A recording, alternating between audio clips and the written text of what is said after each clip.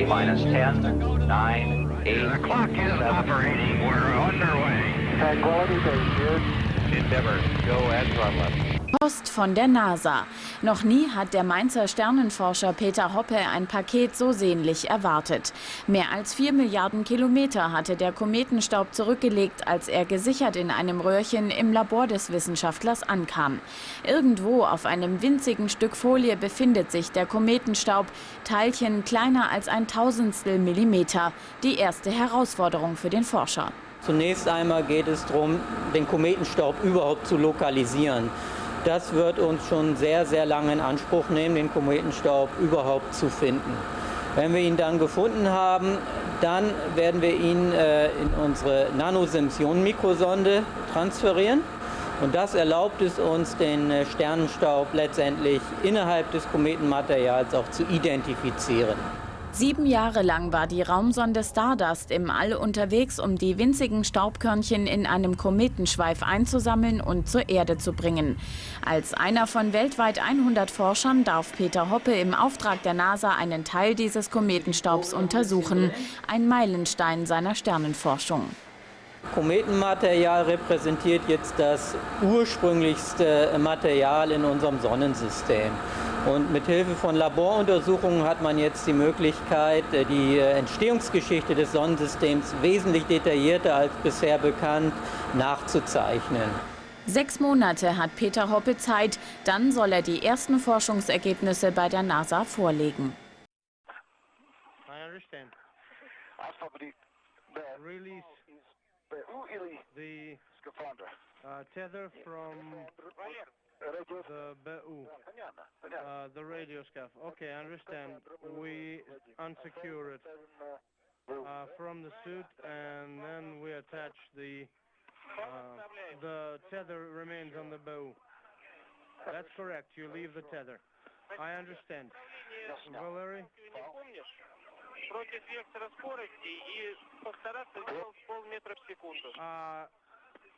You have to try and push it at least half a meter per second against the motion. It's behind of you. Valerie, you can release the tether, and you can secure the tether on the station. Want me to release? We're getting the picture. Can I? Is this okay? A little bit more.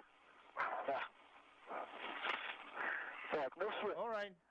Goodbye. До свидания. Goodbye, Пошел он. Mr. Smith. Пошел. Yeah, we can see him And there was the deployment of SUTSAT Иван Иванович. flying away. We can. at 5:02 p.m. Central Time. SUTSAT on its way, heading into an innovative and solitary orbit around the Earth. Yeah, it's moving at the specified acceleration. We can see this satellite from the ground. Wonderful picture, Valerie. Thank you very much.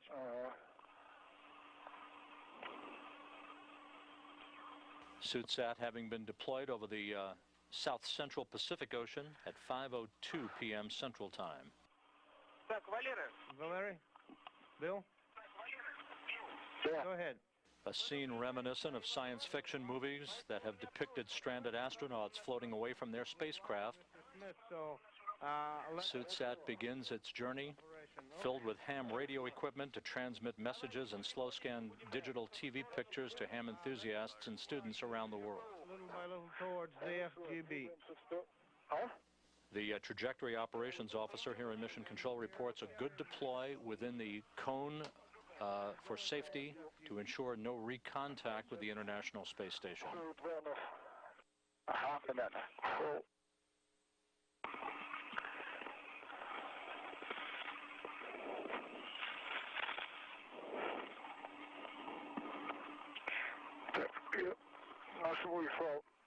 I've attached it to my own tether, to my own box.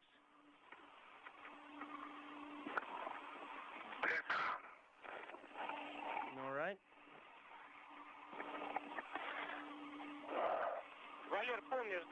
Valerie,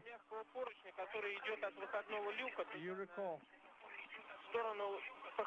that you start with the gap spanner that goes from the EVA hatch to the PGO.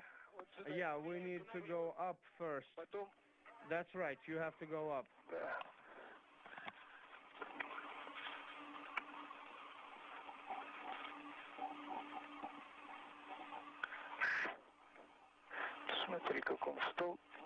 Well, take a look at that. It's not... You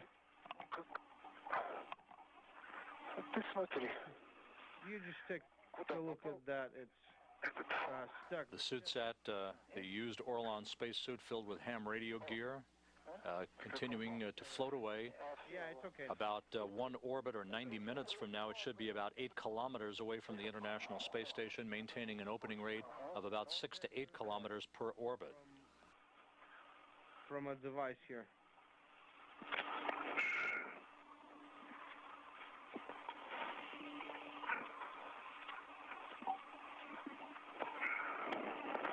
Again, the transmissions of greetings in a variety of languages from students in Japan, Europe, Canada, and the United States should begin to reach ham enthusiasts around the globe for the next several days until the batteries on the suit expire. The suit itself, its orbit will begin to decay in a few weeks, and it will re-enter the Earth's atmosphere and burn up.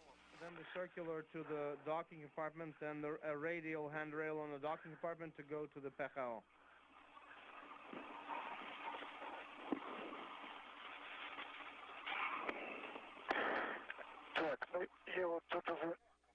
Yeah, I'm already on the gap spanner. Copy.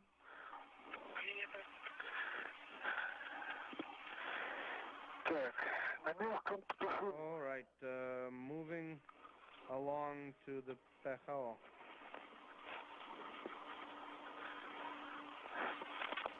An eerie view of a discarded Orlan spacesuit as it continues to float away from the International Space Station, filled with amateur radio equipment that will provide ham enthusiasts an ability to hear from an orbiting satellite for the next several days. The International Space Station and this discarded Orlan spacesuit currently orbiting 220 miles above the Earth over the South Pacific.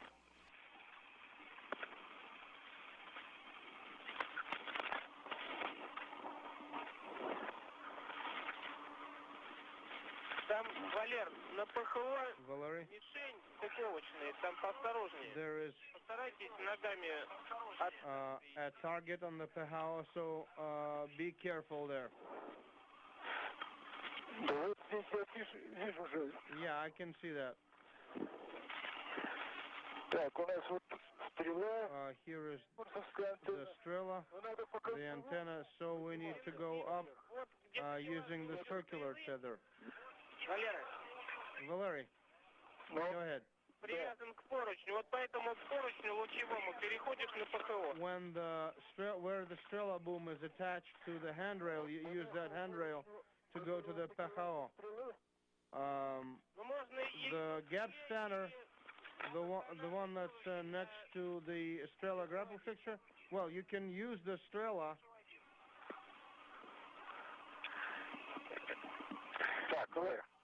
Here it is, Valerie, this one. Can you see any numbers? Could you tell us? Yeah, from the EVA ladder, we could have come here.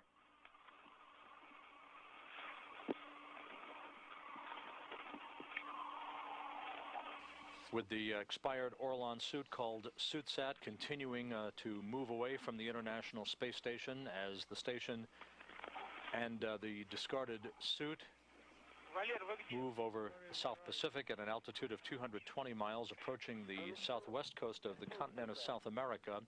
MacArthur and Tokarev are continuing now to move from the Piers docking compartment, with their first task of the spacewalk having been completed, over to the Zarya module to begin work to A gas spanner that's attached to detach and relocate an adapter, a grapple fixture adapter from the Strela boom. That is a cargo crane that is located another gap spanner on the Piers docking compartment. This cargo crane adapter will be relocated from its current position on the Zarya module of the International Space Station over to pressurized mating adapter number 3 on the side of the Unity connecting node, the module that connects the U.S. and Russian segments of the station. That will free up the space on Zarya for the delivery of service module debris panels, basically a coat of armor that will be installed on the hull of the service module on a future expedition spacewalk to provide additional protection for the service module through its lifetime. Those debris panels will be delivered on the STS-116 mission aboard the shuttle Endeavour, the third shuttle flight that will occur following the resumption of shuttle flights later this year. Hold on. Valery, what? 3028, 3028, is that the one you were talking about? Yes. There is a gap spanner coming up from 3028 upwards, and then you pass by the antenna using that gap spanner. I understand. While MacArthur and Tokarev continue to gather up tools that they will need once they move over to the Zarya module for the relocation of that Strela cargo crane adapter. Good work. Good job. On the circular handrail. We continue to track the progress of the expired Orlan suit against the backdrop of the Earth as the suit and the International Space Station near the southwest coast of South America, soon to move into an orbital sunset. 11, 12, 13, and 14. The spacewalk began about 24 minutes behind the scheduled start time, with the hatch opening of the Piers docking compartment at 4:44 p.m. Central Time, but MacArthur and Tokarev have made up almost all of that lost time and are nearly back on the originally scheduled timeline for today's spacewalk activities. You have to go all the way to the end of the Strela. Right. And then you go to PHO and then use a radial handrail to go to the docking compartment.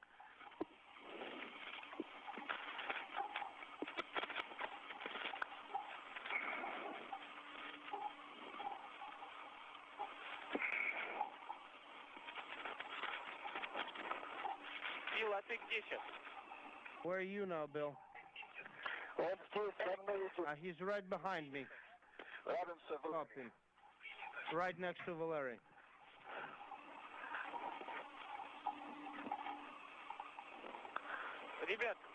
Guys, let's stop for a minute, and you will give me pressure in suits and in bottles. In-suit pressure is 0.36. Bottle pressure is 400. EV2 0.38 and 400. Copy. You can continue translating.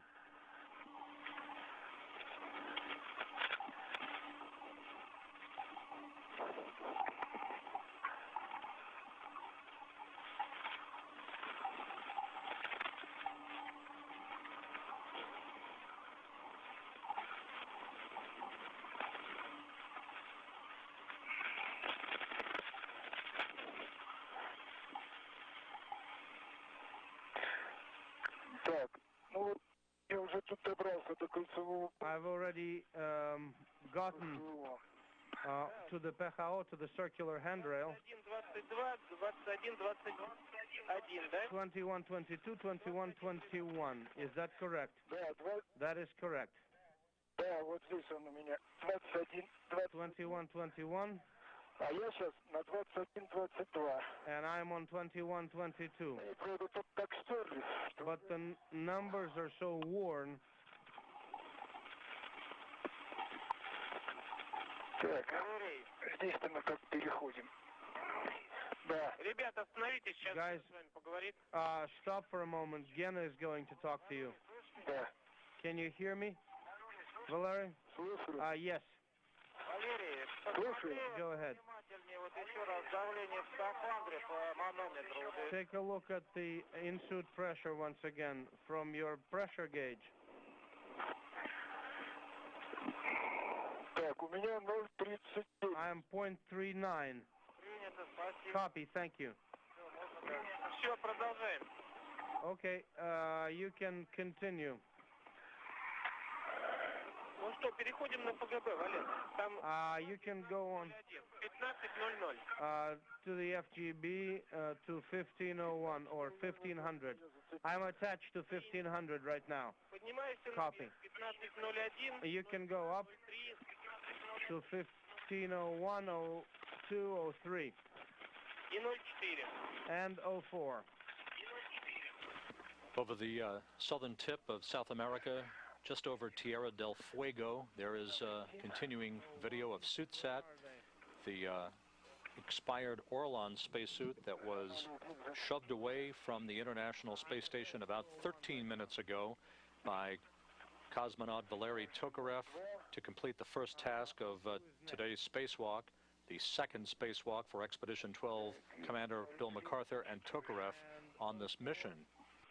SUTSAT now transmitting its messages, its previously recorded messages to ham enthusiasts around the world. The frequencies that you can pick up those transmissions as the SUTSAT flies over the appropriate locations where you may be listening to. The transmissions will be heard on 145.990 megahertz on the FM band. This is in the VHF or 2-meter portion of the amateur radio band, thus easily picked up by ham radio gear, hand talkies in the VHF frequencies, or police band scanners. There are messages from students in Russia, Japan, Europe, and Canada, as well as the United States.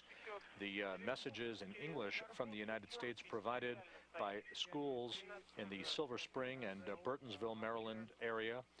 The school in Silver Spring is a NASA Explorer School. Right next to me. Again, those messages are expected to be transmitted every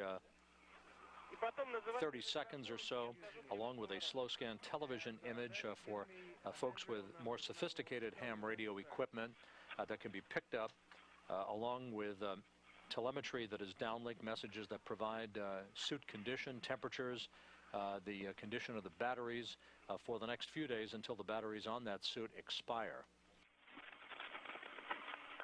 While SUTSAT begins its journey, MacArthur and Tokarev are beginning work to move to the Zarya module, the first element of the International Space Station that was launched back on November 20th, 1998, to begin International Space Station assembly. On Zarya is an adapter for the Strela cargo crane that is actually located on the piers. If you look at this view of the piers docking compartment that is behind that solar array, partially obscured by the solar array on the Russian segment of the station, the piers appears to be that barrel-shaped airlock and docking compartment to which the Progress 20 resupply vehicle is mated. The Progress 20 arriving at the International Space Station just before Christmas to deliver 3.5 tons of food, fuel, and supplies for the Expedition 12 crew. The devices that appear to be handles along either side of the barrel-shaped piers are the two Strela cargo cranes that are telescoping cranes that can move out to a distance of about 50 feet or so to transport crew members from one area of the Russian segment of the International Space Station to another. There is a grapple fixture adapter for that Strela cargo crane that will be relocated by MacArthur and Tokarev from Zarya to the U.S. segment of the International Space Station along pressurized mating adapter number 3 on the side of the Unity module of the International Space Station that connects the U.S. and Russian segments, clearing that space on Zarya for the delivery on the STS-116 shuttle mission of debris shields for the Zvezda service module that will be installed in a future expedition spacewalk.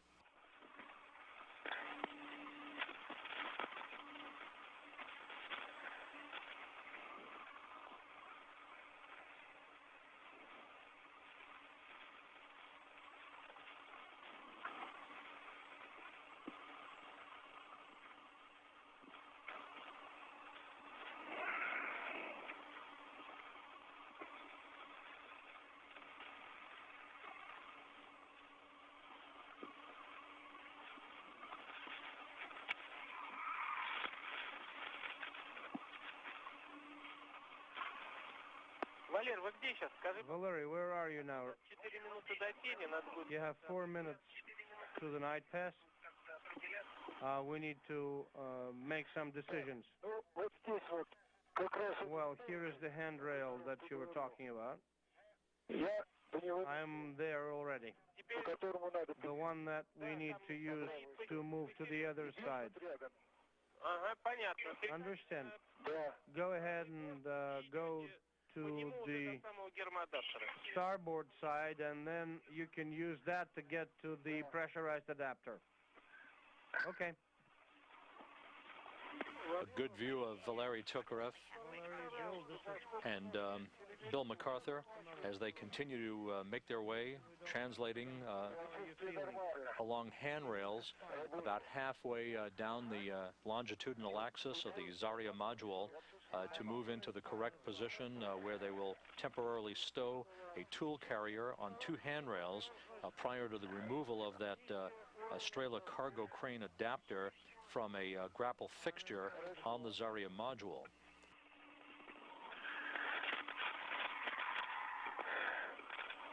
Так, перемещаемся We're moving over по правому борту.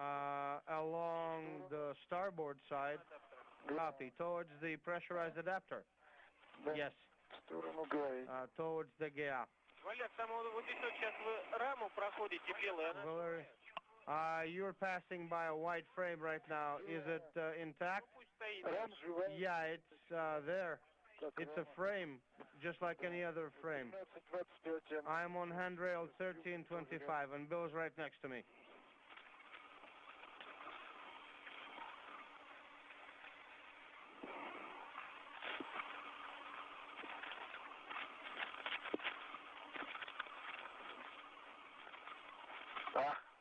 Валера, Okay. Валера, а вот эта рама крепко стоит на... Valery, is it secure, the frame? Я уже прошел ее. Is it Just touch this handrail, false handrail. Okay. Let's a little bit move it. Just across. Exactly ahead of you. Just metal structure. Metal structure across on your face. What? Yes. Let's just a little bit move it. Тень. okay? Night pass.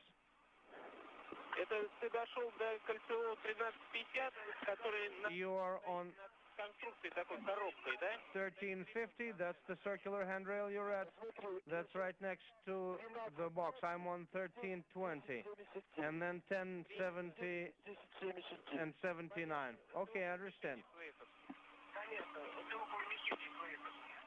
It's right next to the target. Я все понял, где вы. Pardon me. It's everything's fine, Valery. I understand where you're at.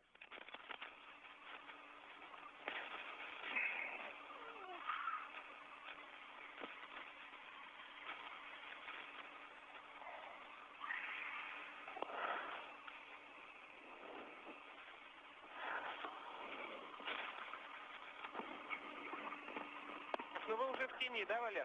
You're in shadow right now, aren't you? Yes. Светильники включены? Are your lights on? Yes. Ну хорошо, доходите до Okay, fine. Get to the pressurized adapter. тогда отдохните. Locate yourselves there, and then we can talk as to what to do next.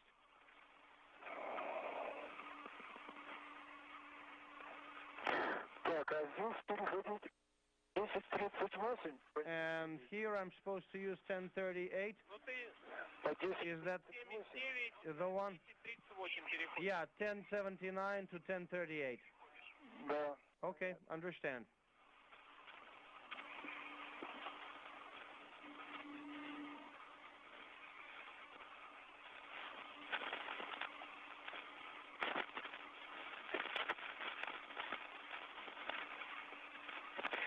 Так, ну я на Okay, 30. I'm on 1038, Сейчас 10:37. 1037.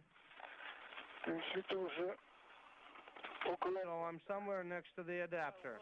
This is Mission Control Houston, 41 minutes into the spacewalk by Bill MacArthur and Valery Tokarev. The first task having been completed, the jettisoning of a discarded Orlan spacesuit, a Russian spacesuit, whose operational lifetime expired in August of 2004, filled with ham radio equipment and pre-recorded messages and a slow scan television picture for ham enthusiasts around the world and students. The SUTSAT, as it is called, was deployed by Tokarev over the South Central Pacific Ocean at 5:02 p.m. Central Time, about 18 minutes after the beginning of the spacewalk this evening. I am on SUTSAT continuing to move away from the International Space Station about 90 minutes after its deployment, or about an hour from now. It will have separated to a distance of about 8 kilometers away from the International Space Station.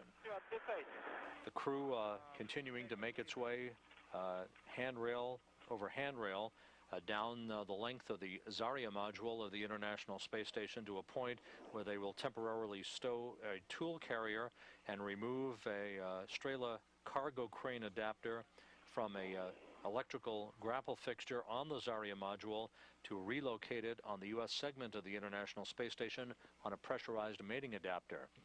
You're looking at a live downlink television picture showing MacArthur and Tokarev now in the vicinity at the forward end of Zarya, where Zarya connects to the Unity module of the International Space Station. In the upper left-hand corner of your screen is the forward end of the Quest airlock, the airlock from which U.S. segment spacewalks are conducted. We are in place.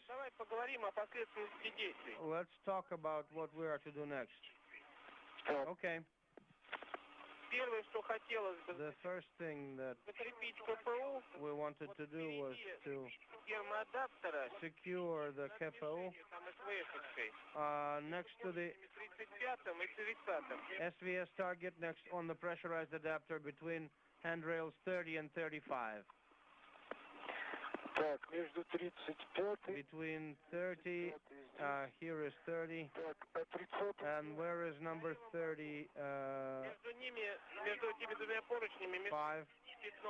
Right, there is a target between those two handrails with a black cross. Okay, sure. I can see that, and there's another U.S. handrail there. You can attach the KPO there. Then I suppose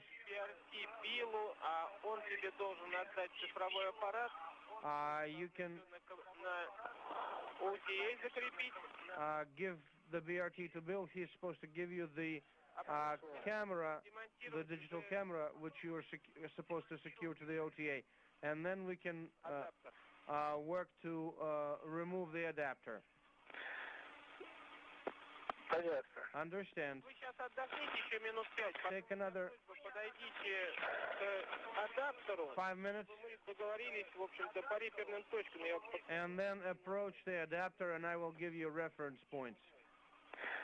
We are next to the adapter right now. Okay, good. We're going to rearrange our tethers. I will take the digital camera and attach it to my OTA. Go ahead and do that.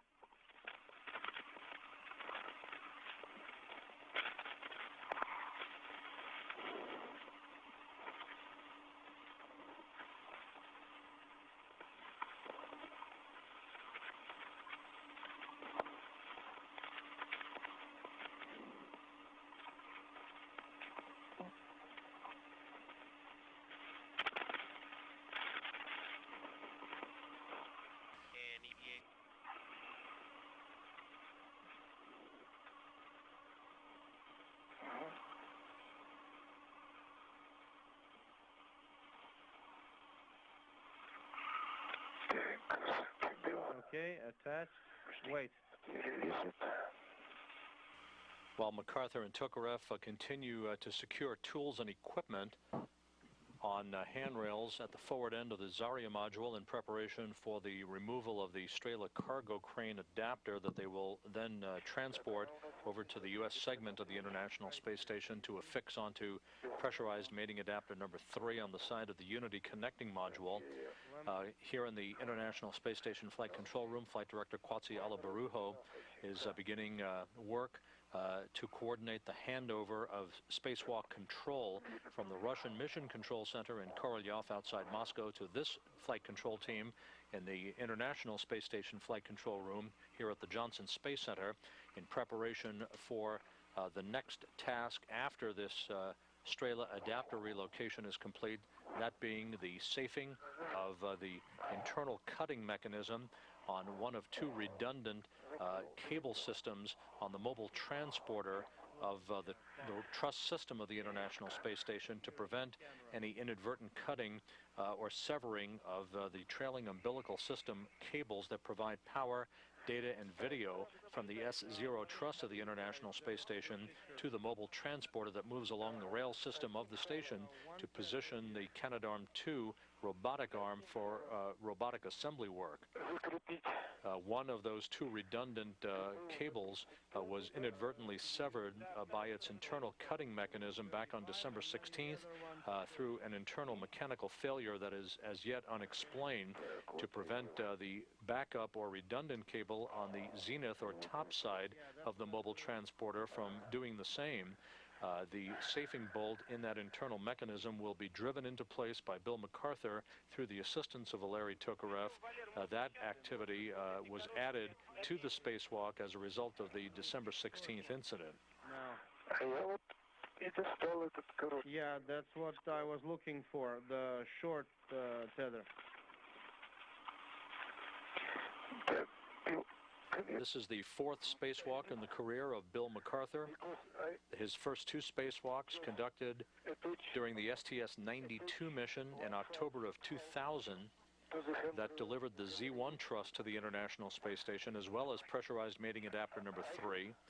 This is the 2nd spacewalk for Valery Tokarev, the first for him occurring in a U.S. spacesuit back on November 7th when he and MacArthur delivered a camera system to the outboard segment of the Port 1 truss on the International Space Station and discarded a electrical potential mechanism called the floating potential probe that had ceased to operate correctly. All right.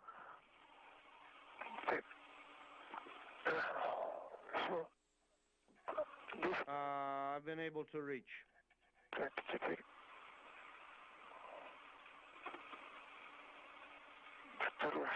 Now the 2nd tether.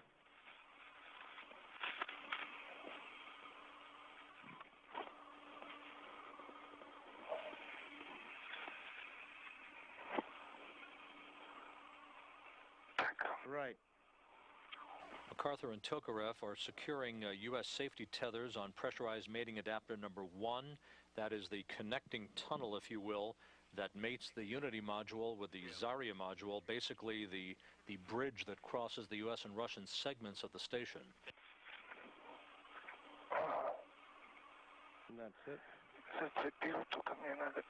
I just need to... With the successful jettisoning of that Orlan spacesuit filled with the ham radio equipment now complete, the Zvezda service module solar arrays have been commanded by Russian flight controllers to continue and resume tracking the sun, providing electrical power for the Russian segment modules of the space station.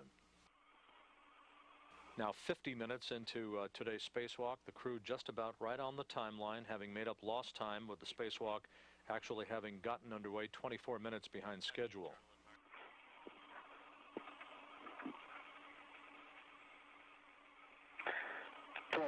Okay, the KPU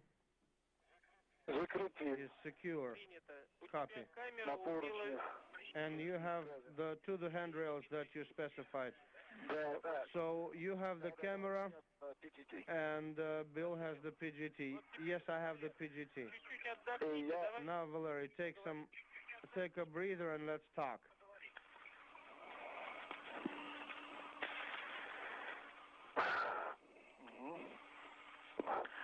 Okay. Вы сейчас подойдите к главному узлу. go ahead and approach the grapple fixture. We are next to the grapple fixture. Okay, Valery. Такелажной точки манипулятора есть мишень. There is a target on the Напротив arm этой grapple мишени fixture. I can see that. белая полоса. There's supposed to be a white line on the adapter across from that target, somewhere close to where it says closed. Is that correct? Yes. Хорошо, теперь смотрите наверх. So look upwards. Вот шайба, которая охватывает головку такелажного узла. The washer that's around the grapple fixture head. This Должна быть черная полоска. washer is supposed to have a black line on it. Okay, yeah, I can see that. Эта черная полоска And this black line is supposed to be across такелажного узла. Это one of the three screws on the grapple fixture head. I can see the two screws, the small screws, and the head is white. Yeah, there are three small screws. Yeah, three small screws. That's right. Here they are. черные риски, да? Can you see the black lines right across from one of the screws? Значит, теперь Okay. исходные точки, когда будете монтировать. Here are the reference points. When you are Мишени так же, как сейчас стоит. installing, the white line is supposed to be across from the target, same as now, and the black lines are supposed to be opposite the screw. Совмещаете белую полосу с мишенью. You can first На такелажный align the white line with the target, then attach the adapter to the grapple fixture. Then you can close the top washer, И потом под ней есть вторая шайба. and there's another washer Вращение верхней шайбы. that allows the top washer to be rotated. Винтов с черной полоской. You have to align one of the screws with the black line. Okay, understand. В общем-то, вот основные Here it is. черты, которые вам Here are the reference points that you will need to install. Okay. напомнили, да? Can you remember those?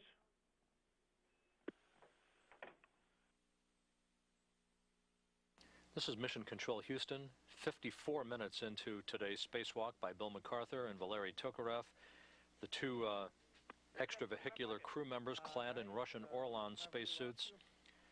By the forward end of the Zarya module along pressurized mating adapter number 1 that links the U.S. and Russian segments of the International Space Station together. They are in the process of working initial procedures to remove a cargo crane adapter called the Strela adapter from a grapple fixture on the Zarya that they will then transport over to pressurized mating adapter number 3 for its installation, clearing the space on Zarya for the delivery on a future shuttle mission of debris panels, a coat of armor, if you will, that will later be installed on a future expedition spacewalk to provide debris protection against micrometeoroid impacts throughout the lifetime of the Zvezda service module. Карабины фалов. 1608, you said, right? Then 1612, and then 1604, which is at the root of grapple fixture. But first it is 1608, and after that, 1612.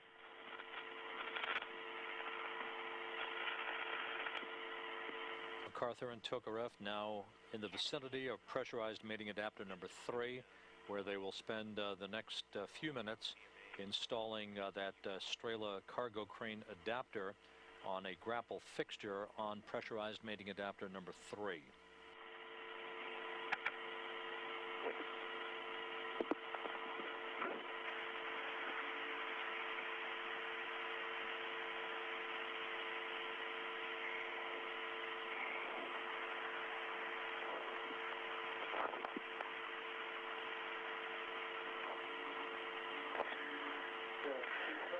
Так, 16. Okay, 1608 now.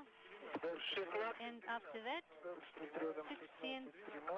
It is 1613 just next to it. Look for 12. I'm looking. On which side? Let me see. Так, вот он, 16. I see 1612. Ага, Okay, I got it. 12, right? And then, do you see the grapple fixture? Right at the root of it, you will find 1604. так.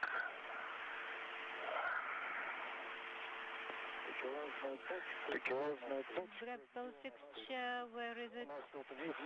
I see here with Народи. 201. Так. There should be a bracket.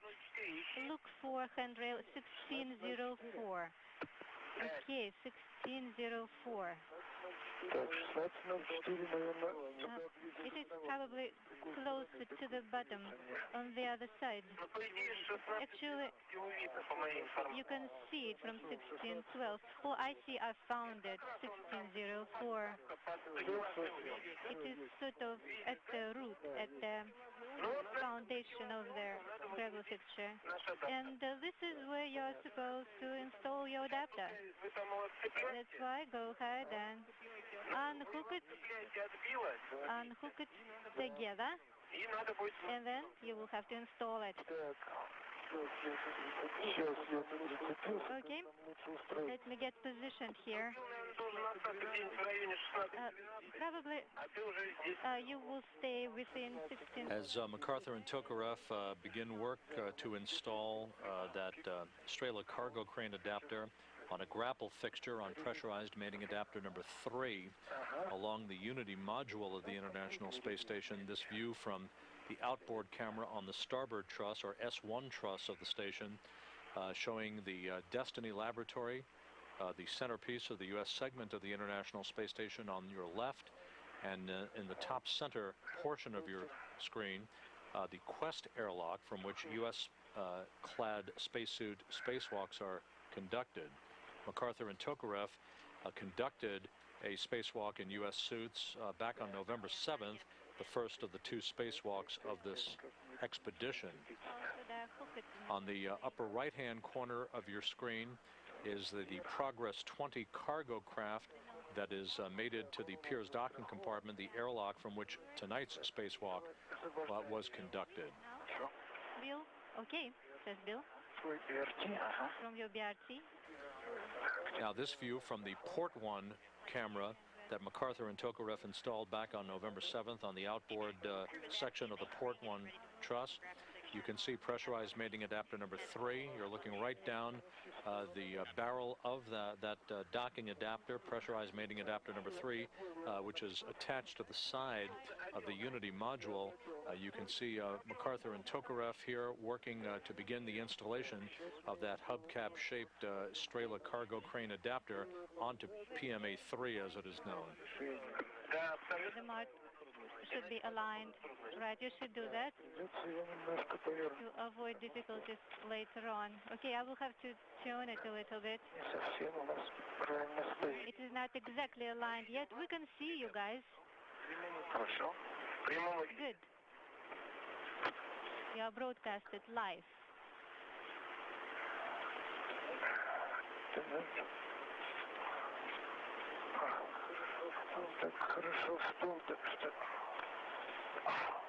It is sitting in really well.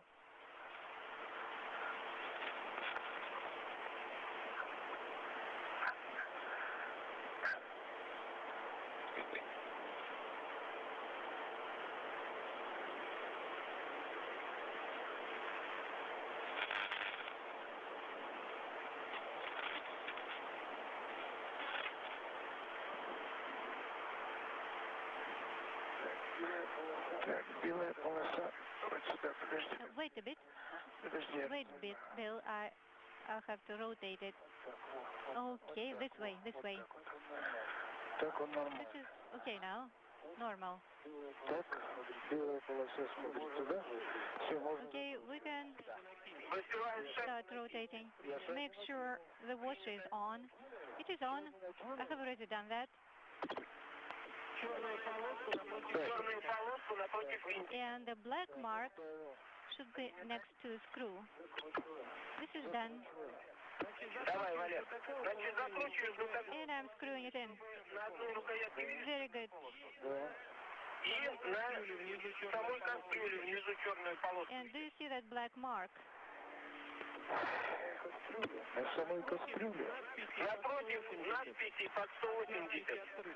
This is about 180 degrees from the label open. Right, it was there, yes. It was glued on.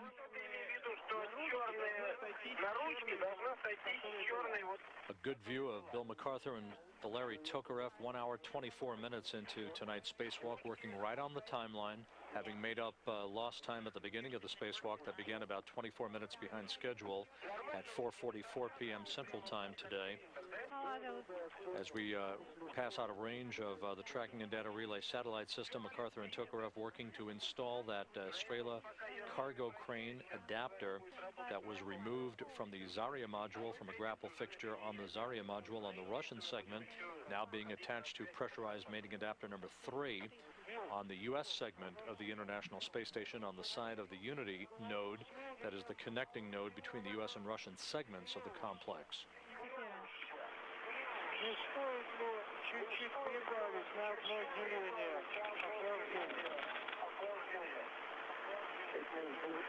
It means the overheat.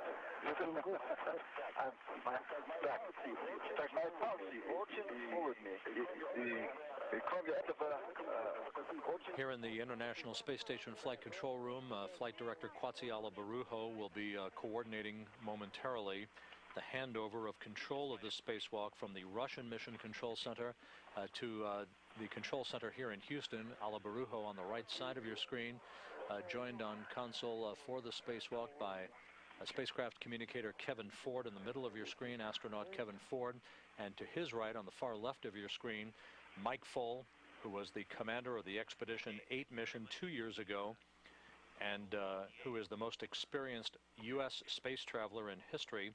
6 space flights, more than 374 days in space, a veteran of 4 spacewalks, 2 of which occurred in Russian Orlan suits, and the last spacewalk conducted with his Expedition 8 crewmate Alexander Kaleri 2 years ago. Full wore the Orlan spacesuit that earlier this evening was discarded by Valery Tokarev, filled with that ham radio equipment, in an ironic twist to tonight's personnel here in the Mission Control Center. With the Strela relocation of that adapter all but complete, the crew now will be moving on to the U.S. task that is expected to occupy the better part of the next hour or so. Back on December 16th, a internal mechanical failure caused the inadvertent severing of one of 2 redundant cables that provide power, video, and data between the S0 truss on the International Space Station and the mobile transporter, the rail car that you see in this animated view that rides along the truss system to position the Canadarm2 robotic arm at the proper work site for robotic assembly work.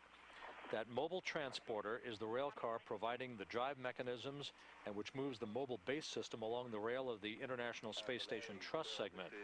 The mobile base system is mounted on top of the mobile transporter and serves as the base to which the Canadarm2 can grapple for its movement up and down the rail system. The mobile transporter has provided power, data, and video connections via one of 2 redundant TUS systems, or cables, TUS being the acronym for Trailing Umbilical System.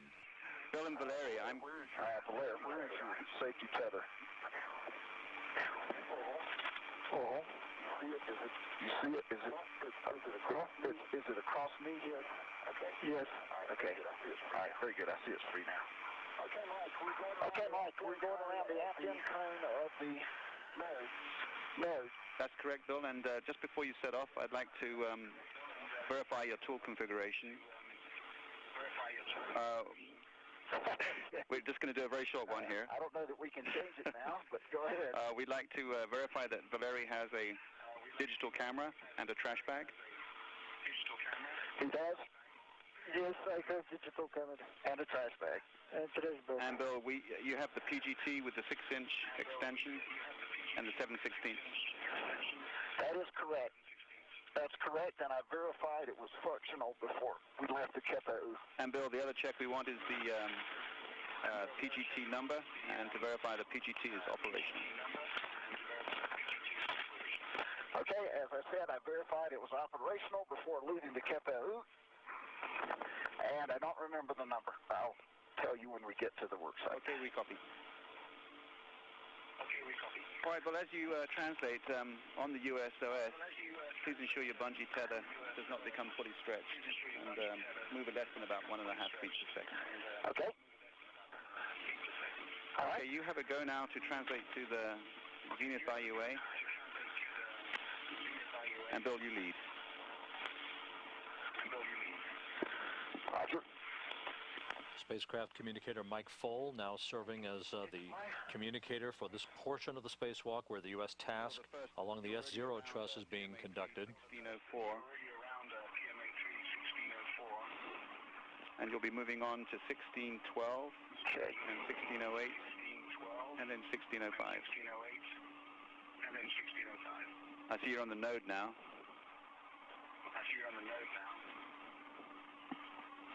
And Bill, if you could call out the handrail as you go by, that would be great. For good geographical awareness, we go right by the pool handle. Is that correct? That's correct.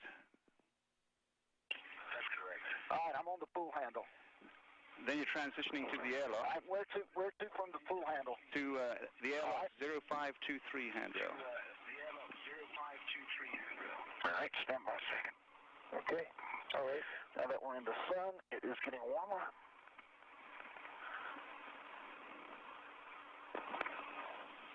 The International Space Station flying 220 miles over the northwest Pacific Ocean, moving from northwest to southeast. The handrail I come to is 0523. Is that the one we want? Okay. After that, 0533, 0537, 540, down to the Cedar Spur. The Cedar Spur is basically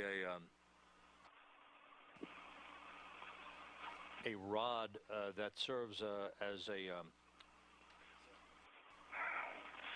translation path to which the spacewalkers can grab onto and move from the node over to the truss segment of the International Space Station. Stand by, Bill. Again, we are beginning the portion of the spacewalk in which MacArthur and Tokarev will be moving over to one of two redundant trailing umbilical system cables on the mobile transporter of the International Space Station. Those TUS cables are each on big reels located within the S0 truss that allow the cable to play out and retract, thus enabling the mobile transporter to move up and down the rail system. The TUS cables connect to the mobile transporter via an integrated umbilical assembly, or IUA, within which is a cable cutter assembly. In the event of a failure such as a jammed TUS reel, that cable cutter can be used to sever the cable and enable the mobile transporter to move. Back on December 16th, the TUS cable on the nadir or earthward facing side of the mobile transporter inadvertently actuated itself because of an internal mechanical failure as yet identified, thus severing one of the two redundant TUS cables. MacArthur and Tokarev will be working to install a safing bolt to prevent the TUS cable on the zenith or topward side of the mobile transporter from duplicating that activity, thus safing the mobile transporter until a replacement TUS system can be flown up on the shuttle Discovery on the STS-121 mission. As he looks at it, and you will have passed on the right side of the Cedar car. Okay. Okay, and I am now on airlock handrail 0539. Copy that, Bill. And Valeri's just about one handrail behind me. Next, you'll transition onto the Cedar Spur. All right. Yeah, we need to be careful. Hang on a second, Valer. I'm going to backtrack. Okay, and do a a poor man's field lead, so Larry doesn't get trapped by my tether.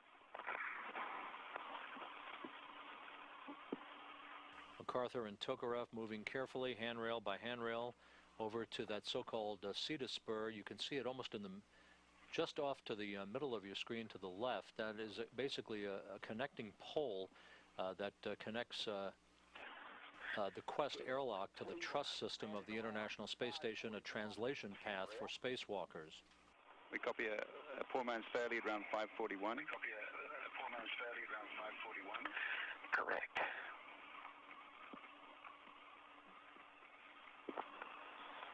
I'm on 539.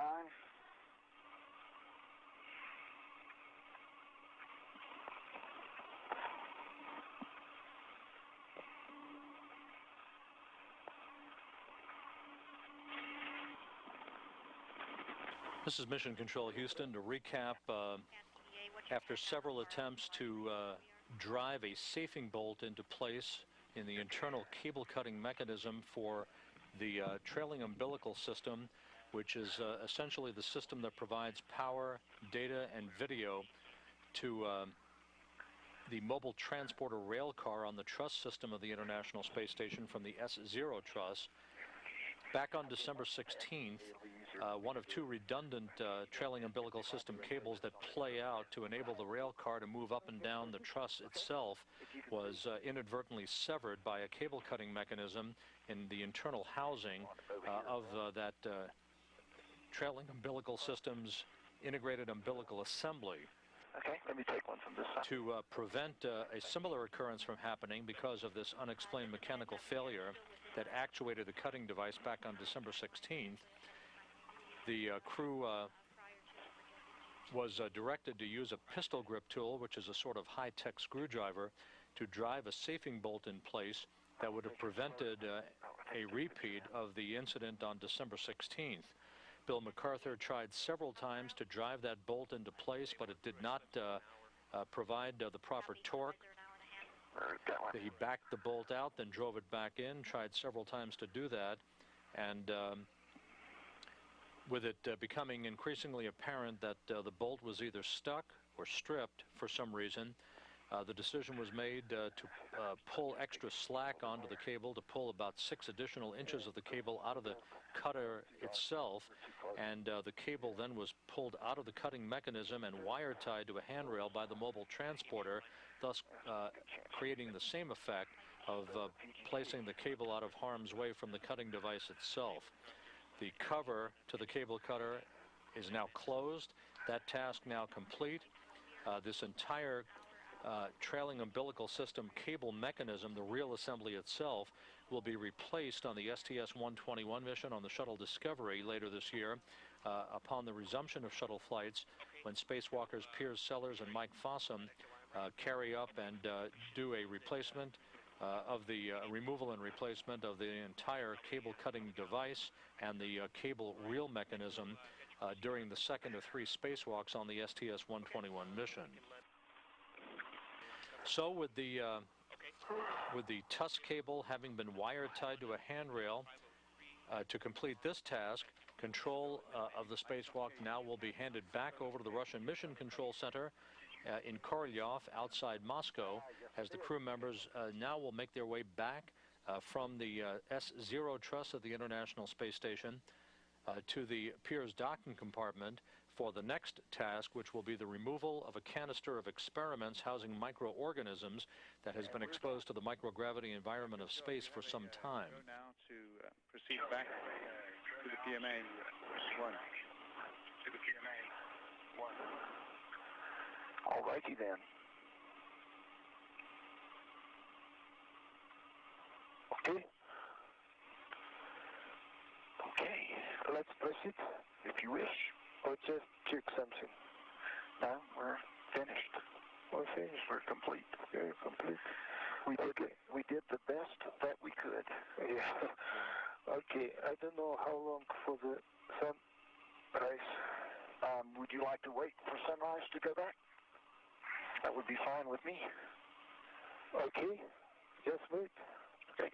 It's with Buta. Hey, Mike, I got a question. Bill, by the way, you guys, you've done a super job. We're very happy with what you've done, so please don't feel surprised like we are, but don't feel disappointed. We have about 23 minutes or so until sunrise. Well, of course, it is disappointing that, that it didn't go exactly the way we wanted, but, that's just life in the big city. Hey, but the question I had, Mike, was, any reports of, on the SUTSAT radio stuff? Oh, stand by, Bill. Stand by, Bill.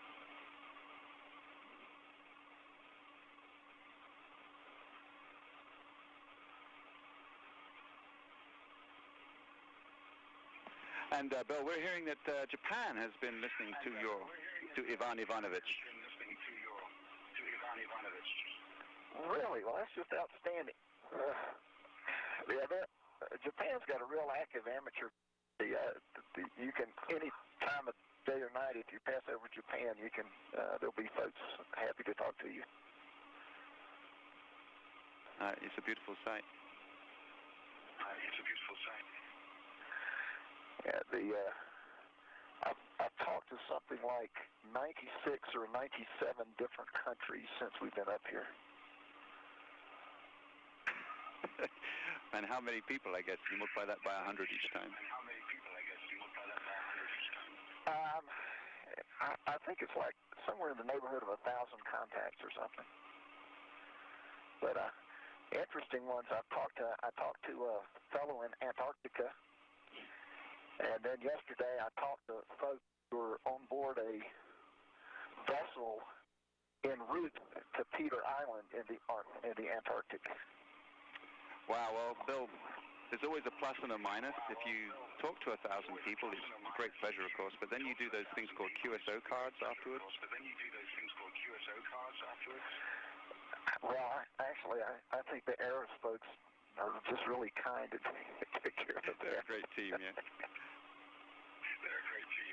Yeah, Kenneth Ransom's he's just done a wonderful job since we've been up here, keeping me busy on the radio. Okay. And Bill, have you done a Samachusvia check with Moscow? We assume that you're feeling just relaxing right now. We did. Yeah, we are. We did. Pressures are good. Suits are looking good.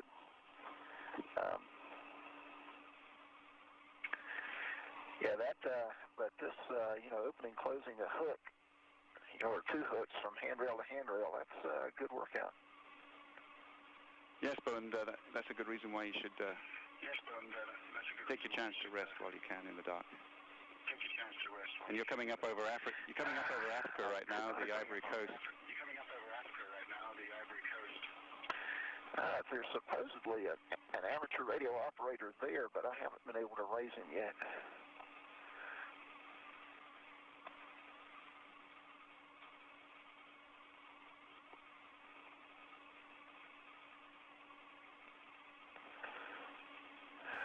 This is Mission Control Houston, 2 hours, 24 minutes into tonight's spacewalk. Bill MacArthur and Valery Tokarev taking a breather at this point of their extravehicular activity that began at 4:44 p.m. Central Time. 35 minutes or so towards the end of the nominal end of this task. I don't know that we can stay here that whole time. Yeah, just so long as you don't get too cold. Well, one of the things I find is I can pull my hands out of these gloves a little easier than I can in an EMU, and so that's keeping my hands just fine right now.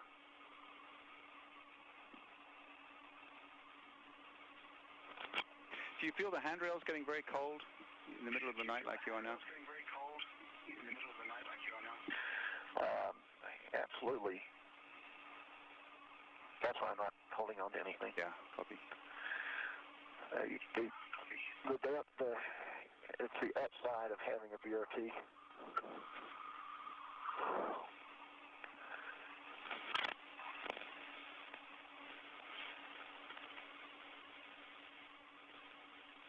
Again, Bill MacArthur was unable to drive a safing bolt into the internal cutting mechanism of the trailing umbilical system cable. Ivory Coast, you're going to pass up over Chad. And then touch Egypt and then over the Nile Delta. Quite a pass, I think. Oh, excellent.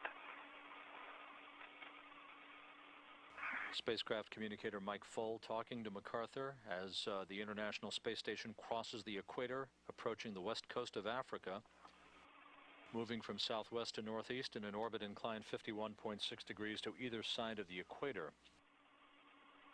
MacArthur and Tokarev taking a break. Decision up to you when we should rest. Should go. It's up to whatever you would like. Okay, let's go a little bit slowly. Okay, a little bit slowly. And Bill, we copy you're starting to move. Mike, we're gonna. And Bill, we copy you're starting to move. We are. With their work having been completed on the S-0 truss, MacArthur and Tokarev now will begin to move back to the Russian segment of the International Space Station to continue their spacewalk, running well ahead of the timeline at this hour. Have you ever seen, especially like the second Alien movie? Yes, it gave me nightmares like the first one. Well, as we just stood, as we were just still there, and then, and as a matter of fact, it was almost as if we blended in with the space station, and then all of a sudden started moving. It reminded me of some of the scenes in that movie. I think I'm recalling. Bill, just to take you out of that reverie, I'm going to mention to you that as you go down past the Cedar cart, on the port side there is the IUA that is live, that you should stay away from as you pass it. Okay. All righty. We'll do that. Okay, This is a view of the trailing umbilical cable that is tied off onto a handrail on the mobile transporter. It had to be wire tied instead of its safing bolt driven. MacArthur attempted several times to drive the safing bolt into place for that internal cutting mechanism, but could not get the proper torque. And so as a result, the trailing umbilical system cable was tied off onto a handrail, creating the same effect of safing the system until the entire reel assembly is replaced during one of the 3 spacewalks on the STS-121 mission later this year of the shuttle Discovery.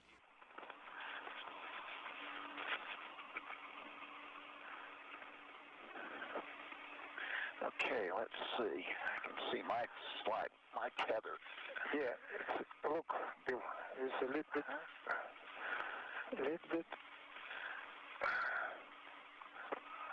Looks.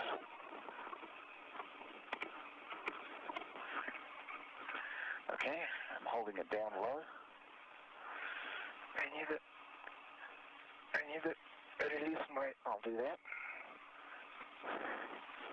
Okay, let me. Are you ready? You're ready. Some of the conversation between Bill MacArthur and spacecraft communicator Mike Foale confirmed that the used Russian Orlan spacesuit that was jettisoned, filled with ham radio equipment, is the first task of tonight's spacewalk. It is working perfectly. Confirmation of reports out of Japan of the receipt of the transmission signals of the pre-recorded messages in multiple languages was received through Japanese ham radio operators. MacArthur then made a reference to the movie Alien, saying that while in the vicinity of the myriad of cables and wires associated with the mobile transporter rail car, he felt as if he was blending into the station himself. MacArthur and Tokarev now moving back toward the direction of the Russian segment of the International Space Station, having completed the tying off of the trailing umbilical system cable on the zenith or top side of the mobile transporter, following the inability to drive a safing bolt into place, but thus affecting the same net result of safing the system from any inadvertent cutting of that cable through an internal mechanical failure such as what was witnessed back on December 16th.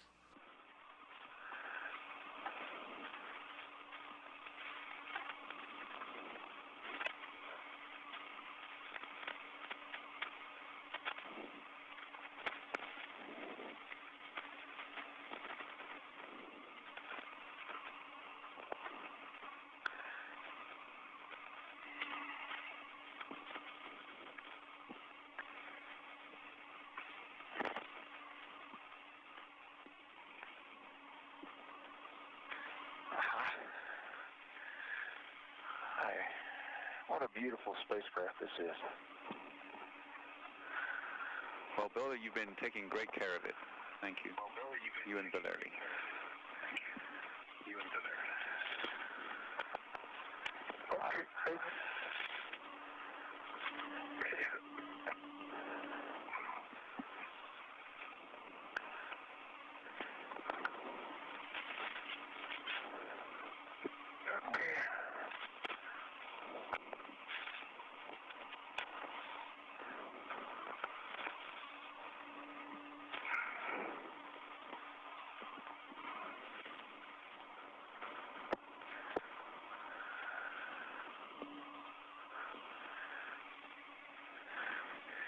And I would like Mike to send my regards to Dr. Shannon Moynihan, who's keeping an eye on us at Suits. Well, thank you. We'll pass that on, Bill. And I should tell you, I saw another person who's helped us a lot today, and that's David Homan, who developed the Doug program that we've been using. Oh. Mike, I don't know if you have it there on console, but I know you've had a chance to look at it. Yes, preparing for these EVAs. But the work they've done is just, I mean, it's just stunning. I just find it incredible.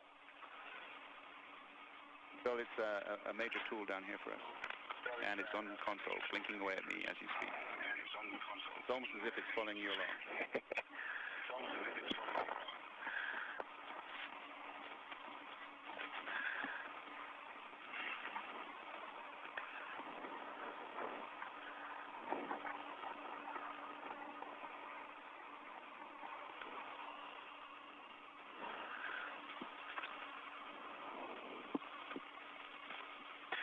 Okay, Valeri is off the Cedar Spur, and he's on the airlock. I'm just entering the Cedar Spur. Roger. Roger.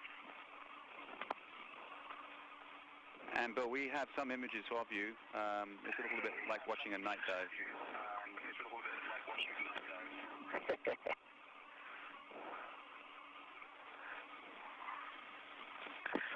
Now let's see. That's good. Oops. A little past my... Retracing their steps back to the Russian segment of the International Space Station, orientation control of the station handed back over to the Russian flight control team. Everything proceeding in good shape. 2 hours, 34 minutes into tonight's spacewalk. Valeri, where your safety tether is anchored, and we will return to the Rossiyski protocol. Yeah, I know, but I just check what is, okay, it's here. Okay, where is it? Okay. Oh, it's better to... As the International Space Station passes over the Nile Delta and over Egypt, about to make a pass over the Mediterranean north of the Saudi Peninsula, Bill MacArthur and Valeri Tokarev slowly making their way handrail by handrail around the Quest airlock of the International Space Station to the so-called Cedar Spur. That's basically a rod that is a connecting point between the Quest and the truss system as they move back toward the Russian segment of the International Space Station.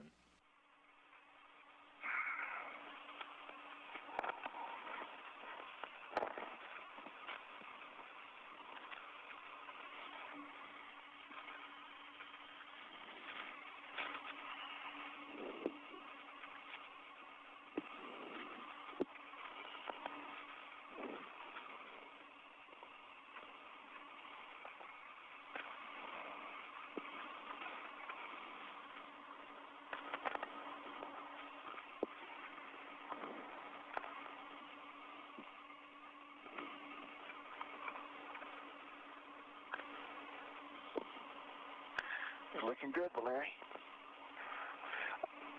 Okay, let's see what it is.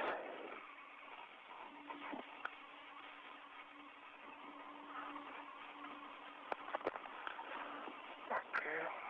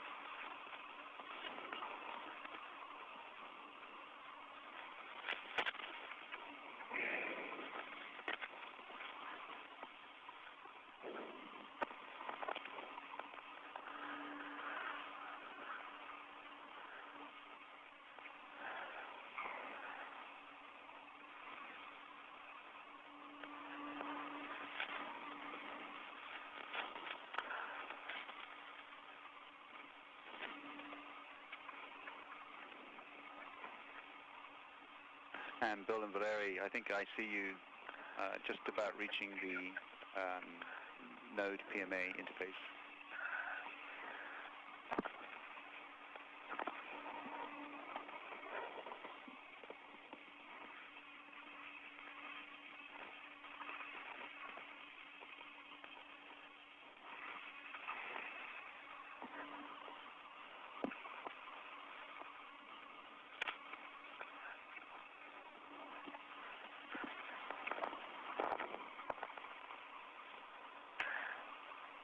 Okay.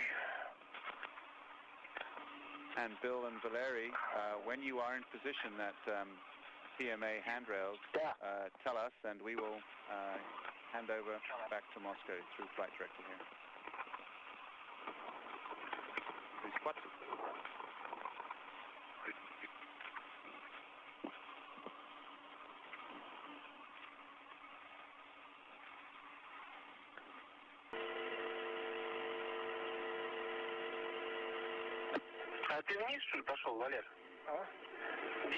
Are you going down, Valeri? 1065 is down.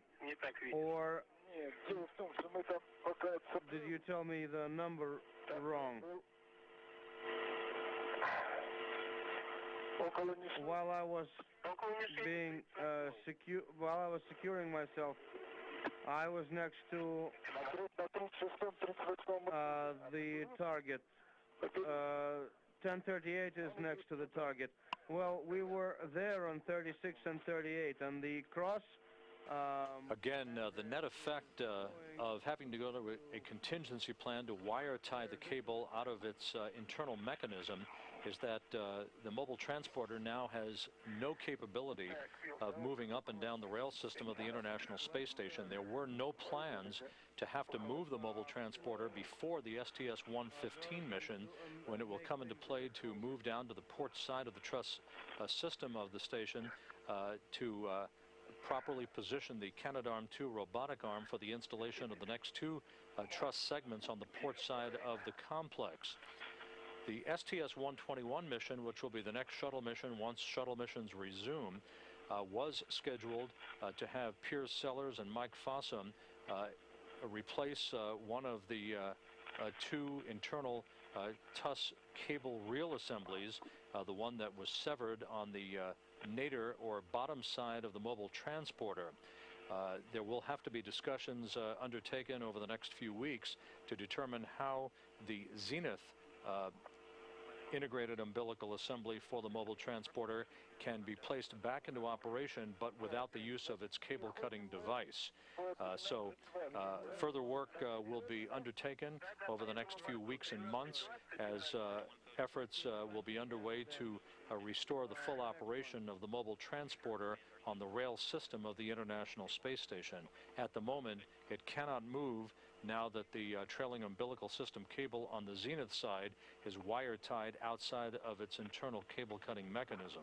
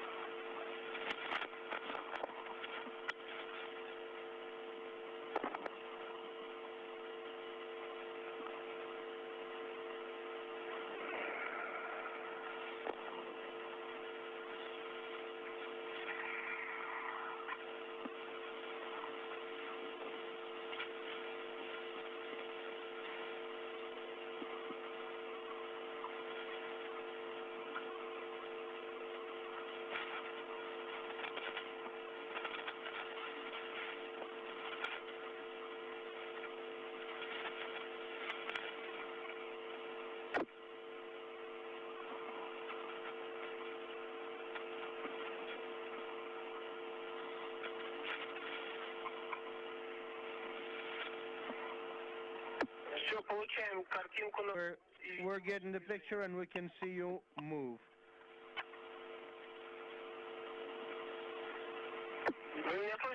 Can you hear me, Valery, Bill? Yes. So go ahead and translate along the Russian segment.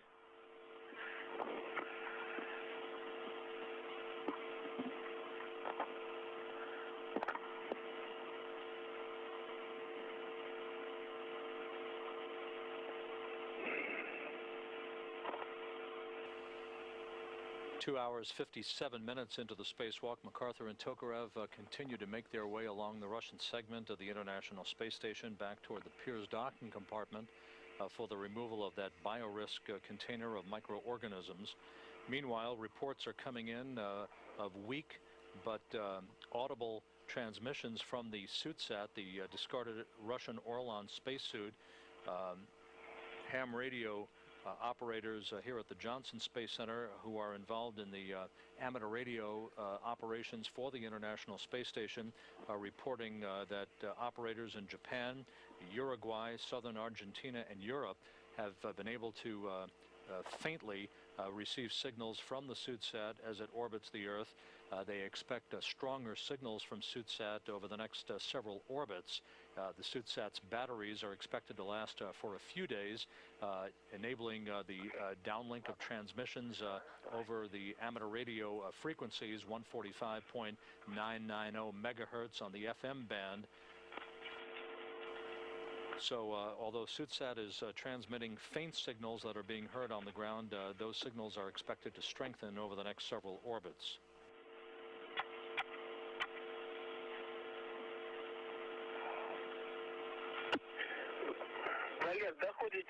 Valery, go to the short one, and then you move over to the other side.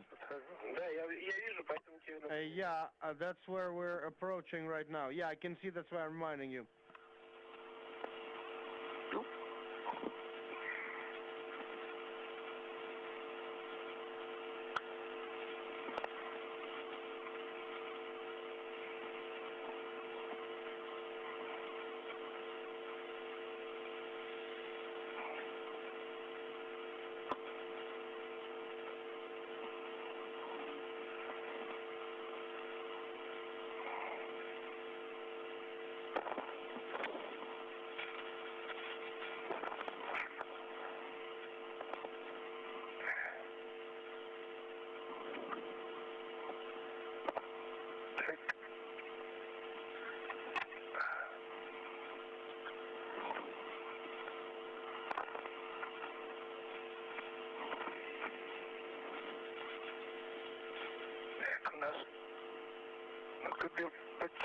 Bill, could you please pull that in? With the KPU?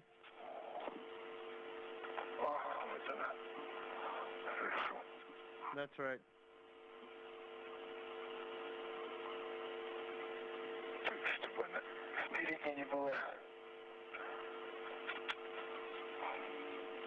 So that it's not ahead of you.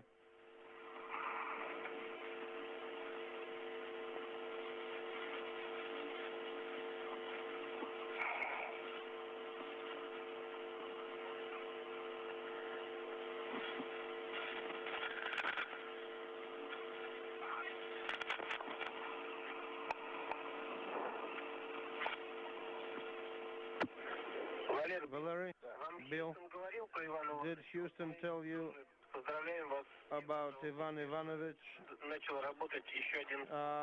We congratulate you on the successful launch of another satellite. That's good, they told us. Everybody did a good job.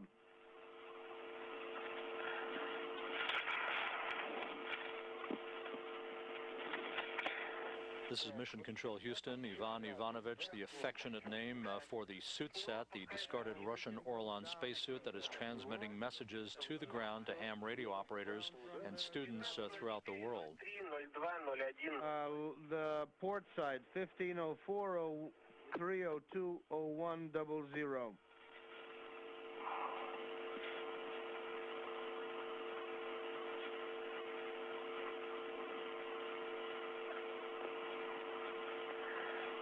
Так, 04. 1504. Туда, к скобе, который у нас на стыковочном агрегате. Towards the aft part on the docking port. 03. 03.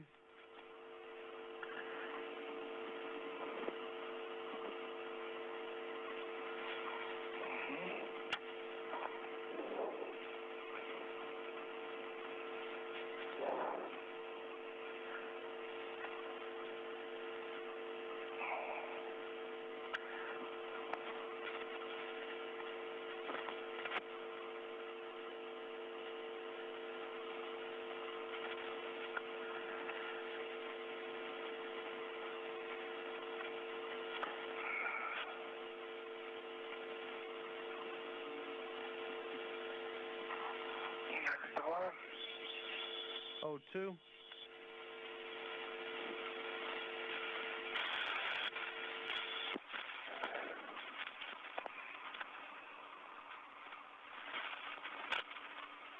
Так, 02, дальше перейдем на 02, 01.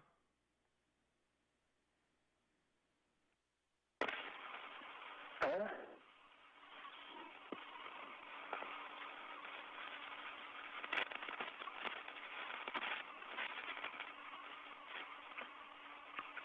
Тут Москвы. Mission Control Moscow. Связи нет. First you need to Связи нет. bring in the KPU and then you can go get biorisk.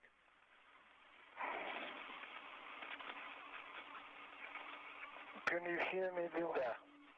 Okay.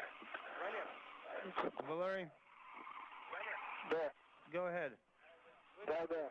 Как договаривались, сначала As agreed, first you go and take the KPU into the docking compartment, then you take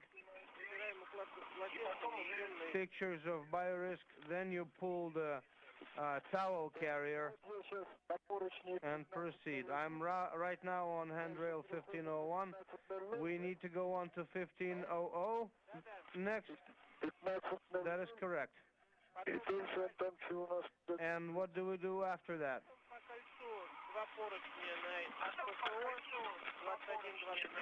Then go to PHO along the circular handrail 2121, 2112, and then you can go to the docking compartment.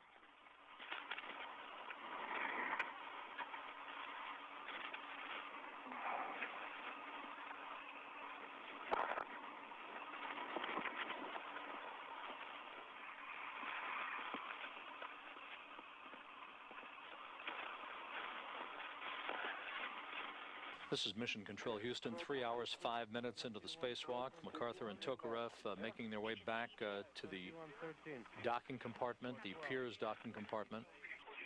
Right.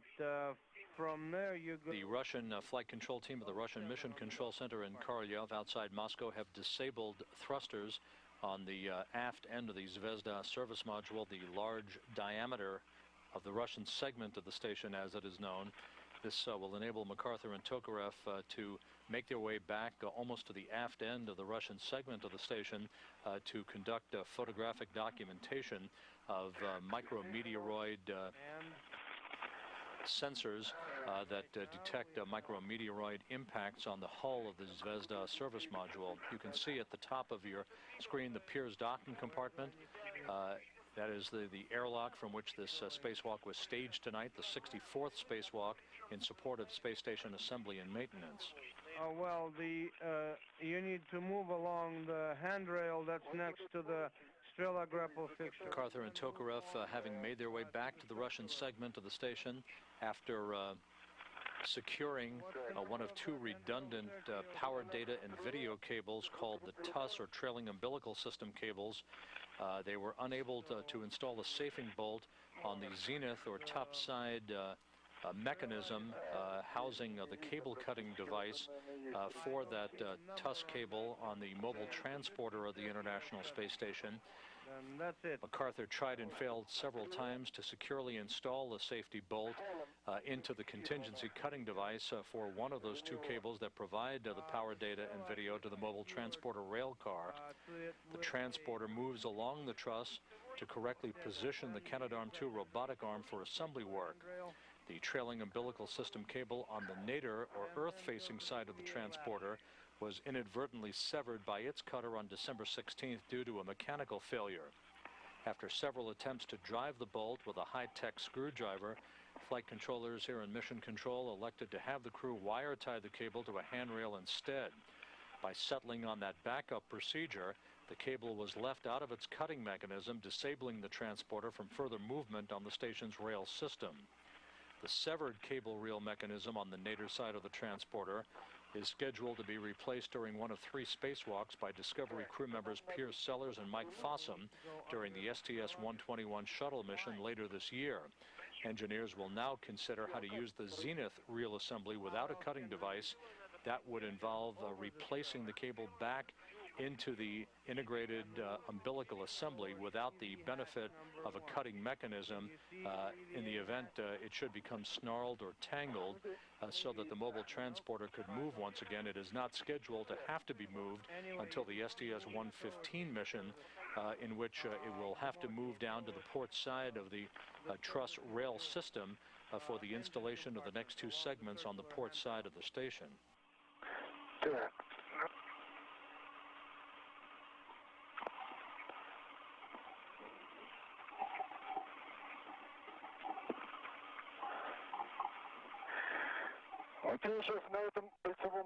So I'm on this circular handrail that is by the base of Strela, correct? So move further. If you see the target, the Biorisk is right there also. Okay? 3 hours, 35 minutes into the spacewalk, MacArthur and Tokarev at the location on the Pirs docking compartment where the Biorisk canister is located, the experiment containing microorganisms that have been exposed to the harsh environment of space. That experiment will be removed from the outside of the Pirs and brought inside, just as a duplicate experiment was last year by Expedition 11 spacewalkers John Phillips and Sergei Krikalev. Here's the handrail. And Bill is speaking. We need to take camera Nikon A5, right? Yes, you may take the towel caddy and attach it to the handrail. Okay, and I see you are close to Biorisk already, Valerie. When you get close, I have a couple of questions for you.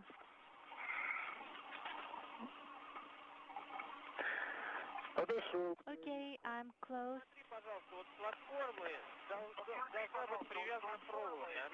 There should be a wire tied to the platform. Do you see that? On the Biorisk platform? Yes. Yes. I see it is a wire attached to the platform of the Biorisk next to Biorisk 3. and it is not connected, I mean the wire, to handrail 3033. Is that correct? Сейчас все. Just a minute. It will be tied. Just a minute. Okay, I tied it. Okay, you did it. Good. The next operation is to remove the cartridge. All right. Все закручено. Okay, this wire is tied. Good. Так, ну мне же надо зацепить сейчас. Okay, and Реды тут должны быть. I'm looking for a red.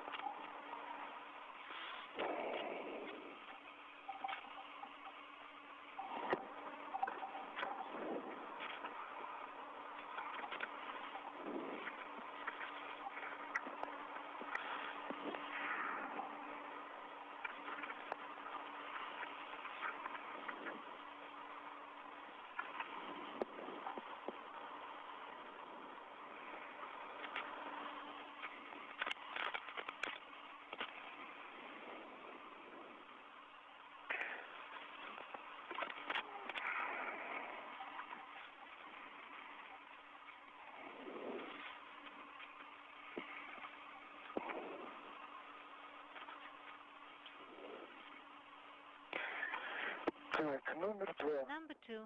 Вторую кассету, да, Валера? Second cartridge. Вторую кассету, да. Right, Valerie? Так, а на ней где-то кольцо должно быть. Колечко там, There should be a ring on it. да, с противоположной стороны от шарика. Right, and it is on the opposite side from the ball, where the lock is. Да. Yes. За это кольцо надо потянуть. So I should Да? pull Да, that ring. и приподнимать Yes. за ручку кассету. You pull it and lift the cartridge by the handle. Понятно. Understand.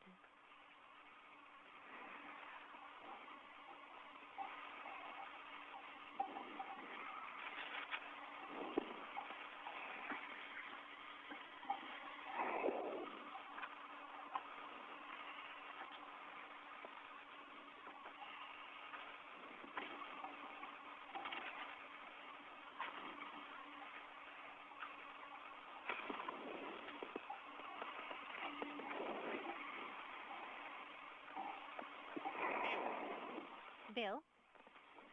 Yes. Получилось что-то с фотоаппаратом? Получилось что-то. So, how are you doing with the camera? Получил. I did it. Ну, есть конденсаторный датчик темный. There should be a condensate sensor on the small diameter. Видишь его, нет? Do you see it? Такая книжка с ручкой. Yes, yes, I see it. Видишь? Вот его надо сфотографировать. Please take a picture of it. Там Хорошо. Okay. осталось пару минут. We have only a couple more minutes of sunlight. Да. Okay, please do that. Thank you.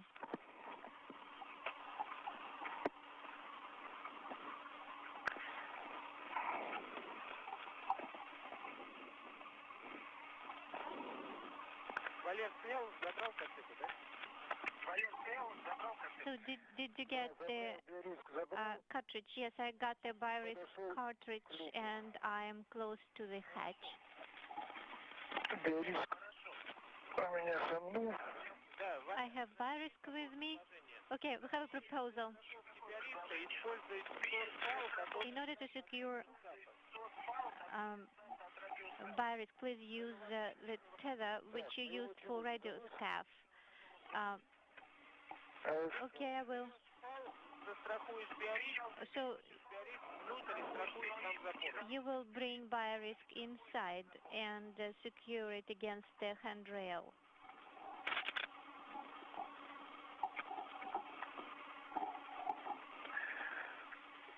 Biorisk is secured to my red. Please, is also on my tether. You will need to take the transportation tether so that we will not forget there, and you will secure... This is Mission Control Houston, 3 hours, 41 minutes into this evening's spacewalk. Valery Tokarev reporting that the biorisk canister of experiments of microorganisms exposed to the microgravity environment of space has now been removed from the side of the Pirs docking compartment and is being stowed inside Pirs. Bill MacArthur assisting him, also beginning work on some of the photo documentation of the exterior of the Russian segment of the International Space Station. The crew is running about 25 minutes ahead of the phased elapsed time for this particular spacewalk, running well within the constraints of the timeline, and should wrap up the spacewalk well ahead of schedule. The International Space Station orbiting 220 miles above the Earth, just passing over the southern coast of South America, about to begin a southwest to northeasterly swing along the east coast of the continent and across the equator a short time from now. I did it. Copy.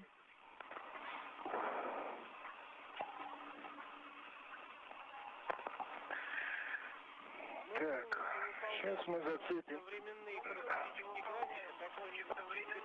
And you are very well within the timeline. There is no hurry to complete everything. Файлы какие-то нужны? Will we need any other tethers? Valerie asking. No, probably wire only, which you have, and Bill has it, and 2 cameras. 2 photo cameras, and also the towel caddy.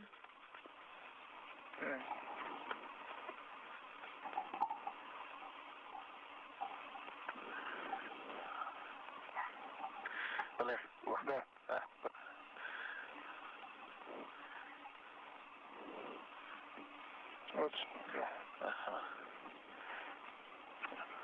I just... Да. Застраховал его. I secured it. Okay, to the tether which is attached to KPO. I copy. And now I will need to release my tether.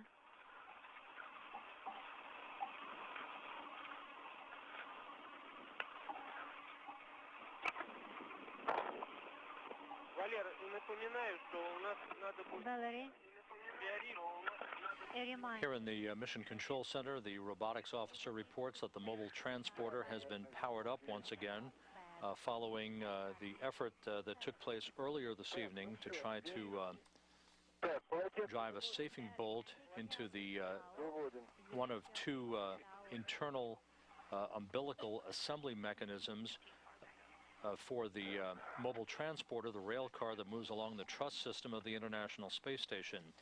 The hoped-for result of being able to use a pistol grip tool by Bill MacArthur to drive a safing bolt into place did not prove to be successful. MacArthur tried several times with that high-tech screwdriver to securely install a safety bolt in that contingency cutting device for one of 2 cables that provides power, data, and video to the mobile transporter rail car. Again, the transporter moves along the truss to correctly position the Canadarm2 robotic arm for assembly work.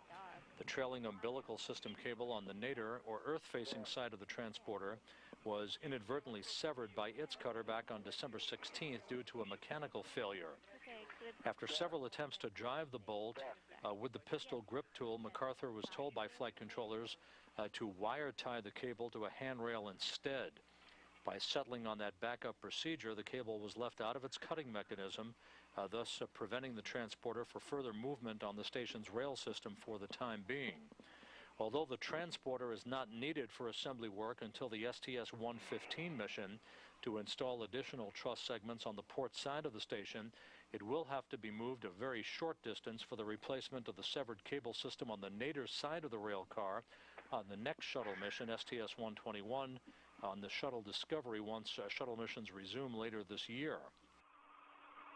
that severed cable reel mechanism on the nadir or Earth-facing side of the mobile transporter will be replaced during one of 3 spacewalks by Discovery crew members Piers Sellers and Mike Fossum during STS-121. Engineers will have to go back to the drawing board now with station program officials to consider how the Zenith reel assembly can be retrieved and its cutting device removed for its reinstatement to an operational capability. Otherwise, aside from that minor departure in procedures tonight, the cable is in a safe configuration. The mobile transporter now powered back up once again with the trailing umbilical system cable on the Zenith side, providing power and heating capability for the heaters on the mobile transporter, even though it is wire-tied to a handrail instead of in its normal configuration inside its integrated umbilical assembly housing. Valerie. The used Orlan Russian spacesuit, the SuitSat, was deployed by Valery Tokarev just 18 minutes into the spacewalk this evening.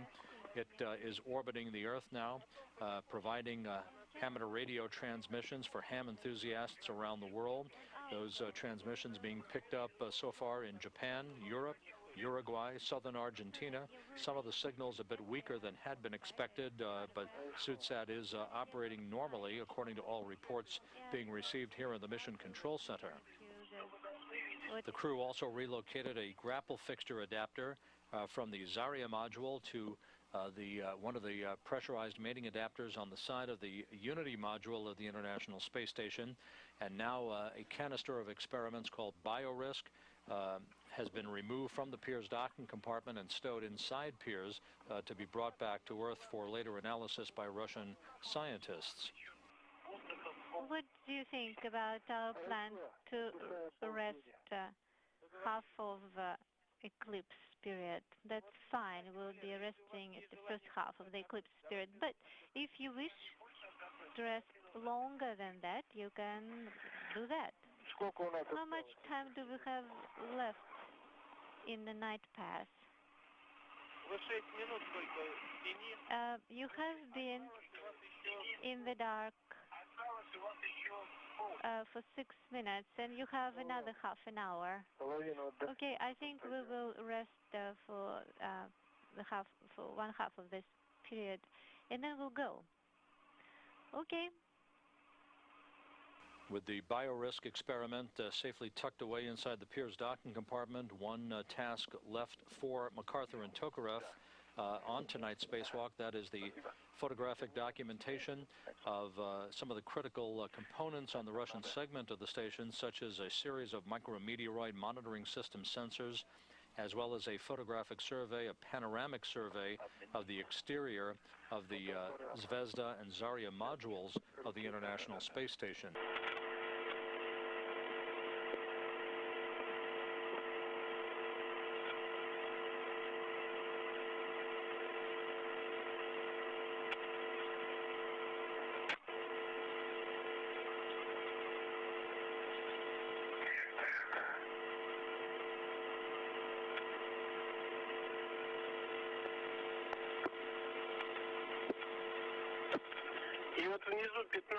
And at the bottom of handrail 15, there is this condenser sensor, number 1.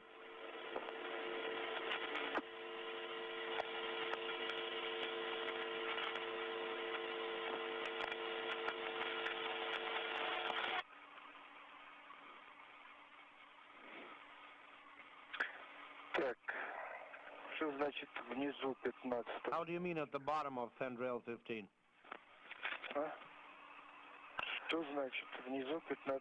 How do you mean at the bottom? I am on handrail 15 right now.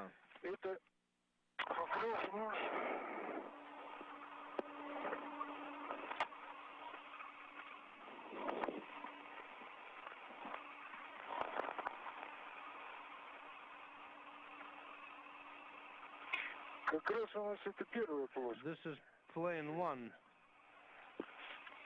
by the way. Which handrail? 15. MacArthur and Tokarev are in the vicinity of both roll and pitch thrusters on the service module's aft section.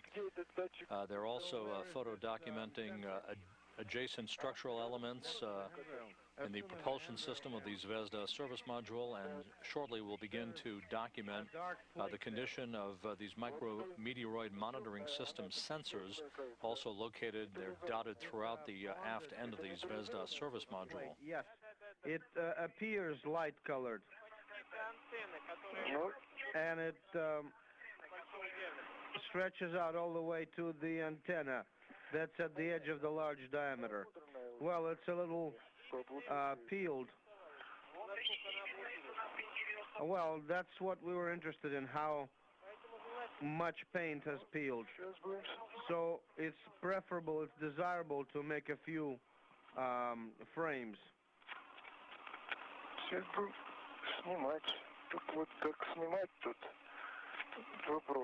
We'll try and take a picture of it, except it's a big question of how.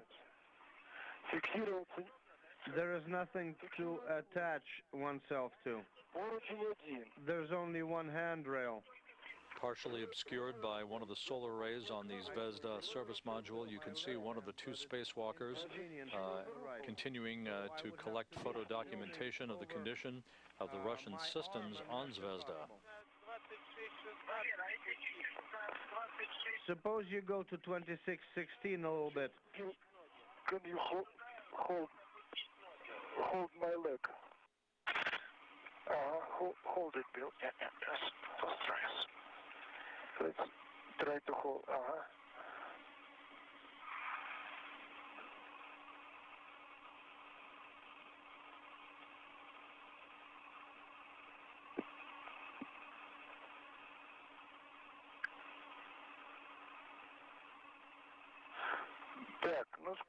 I've made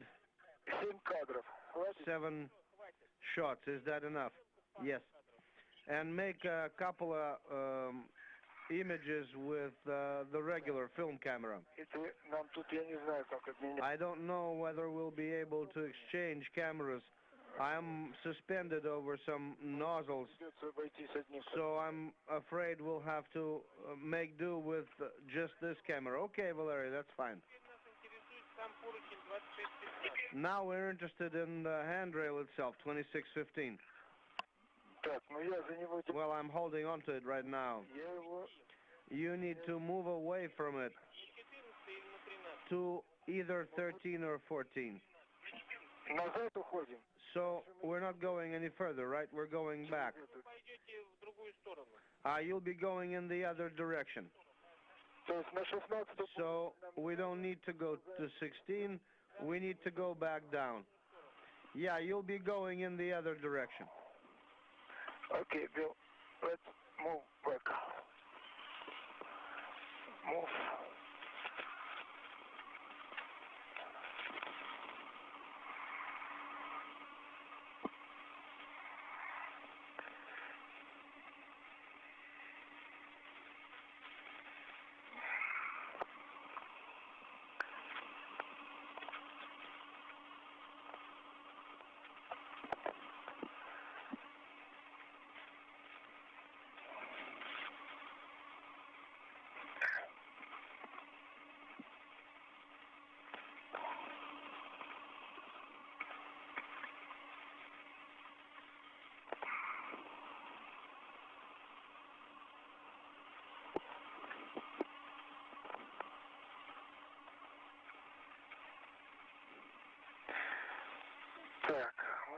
Okay, we'll need to try.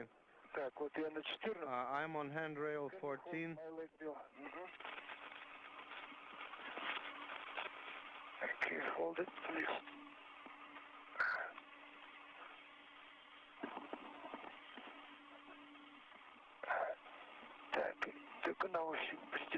I'll have to make this picture by ear. By feel alone. Okay, I've made 3 frames. Excellent. Handrail 15 has been photographed. Так, я нахожусь на 14. I'm on handrail 14. Go to 13, 25, and then 44. Солнце такое яркое. Ага. Very bright sun.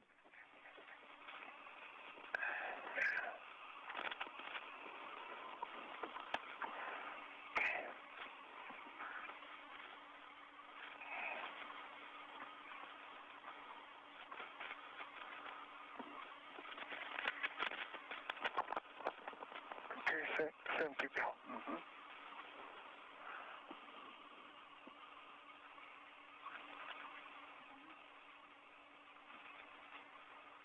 Так, мне жарко стало. I'm a little hot right now. For some reason. Are you hot? Cool yourself down if you need to.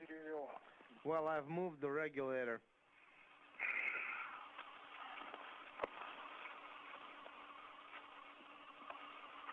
A good view of MacArthur and Tokarev once again working at the aft end of the Zvezda service module as the International Space Station passes over the Japanese island chain, moving from northwest to southeast at an altitude of 220 miles. The two crew members now 4 hours, 37 minutes into their spacewalk, heading into the home stretch of their photographic documentation work as they collect imagery of handrails, sensors, thrusters, and nozzles on Zvezda for engineering analysis by Russian specialists.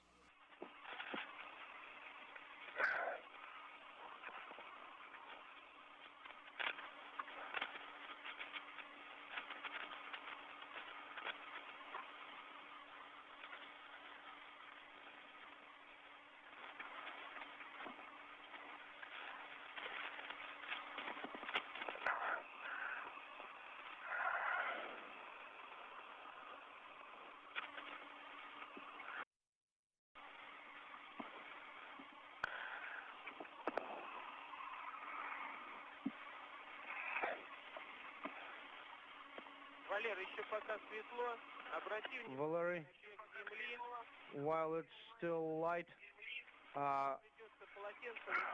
look at the Earth, because you'll have to jettison the towels during the eclipse. Okay, we can throw them towards progress. Yeah, I'm reminding you while it's still light, so that you so that you know later. Well, I can't see the Earth anymore.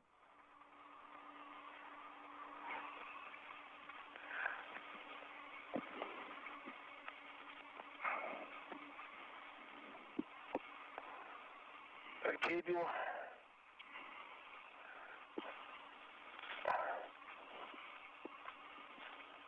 Okay.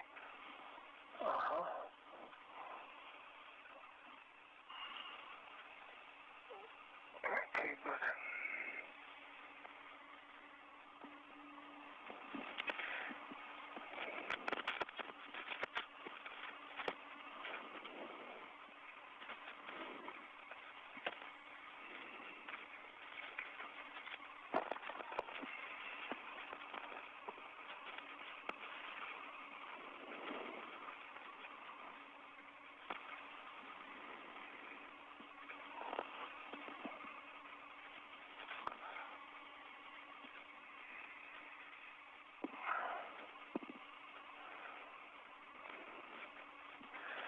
Так, ну что, добрались. So we're at the towels.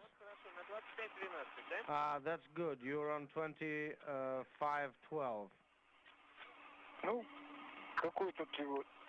25 и дальше краски. Well, it's 25 and there is no more paint there. It doesn't matter, Valery. The procedure is like this. You look at each other carefully. Look at the gloves and the outside of the suit, your legs, and you report to us the condition of the suit. Okay, okay. Inspect. Inspect. Chapki. Which one? The gloves. Look is good, Bill. Your body is good. Okay, good. Your body is okay. Okay, arm, leg, look at me. You look good. Okay. It's a little smudge. No, okay. Everything's okay. Okay. Your legs look good. Feet good.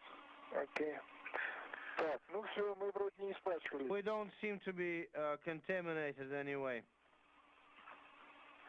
Перчатки, такое ощущение, что пыльно. It looks like the gloves are covered in dust, but it's likely the white paint or the sun. Well,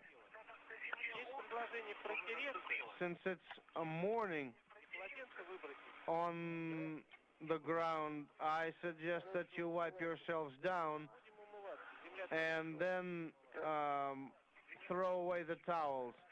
Oh, so we're going to wash our faces and hands like we do in the morning. Just pull, don't release the towels, don't take them, just pull the towels one by one. That's the way we do it anyway. Copy. Так и делаем. Все, руки протерли. Ну, лицо попозже будем, наверное. Hands are wiped down, the face will do later. Так, чтобы полотенце. Let's make sure that the towels are jettisoned in the correct direction. Вот она антенна, он там сон. Okay, here is the high gain antenna and the solar array. That's the way we throw them away. Here they go. The birdies. Так, ну все. Дальше забираем с собой эту укладку. So we take the kit with us. Да? So you're both wiped down. Yes. Copy. Good. And we saw the towels being thrown away. And that's very good. You can see everything, it looks like. Yes, Valery, this is different from Mir.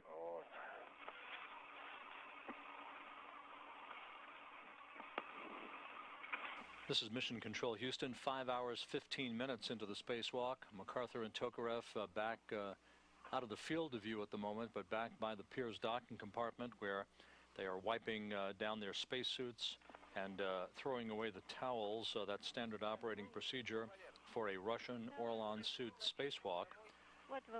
The crew is just a few minutes away from procedures that would enable them to climb back inside Pirs and close the hatch to wrap up the spacewalk, completing the 64th spacewalk in support of space station assembly and maintenance. No time for that. The two spacewalkers jettisoned a used Russian Orlan spacesuit called SuitSat at the beginning of the spacewalk. Equipped with amateur radio transmission equipment, the suit separated from the International Space Station and for a short period of time provided weak transmission signals picked up by ham radio operators on several continents. However, those signals have now ceased to be received. Apparently, the batteries on the suit have either frozen or died for some other reason, and the suit has ceased to operate. The suit itself, which was an educational experiment, will re-enter the Earth's atmosphere in a few weeks and burn up.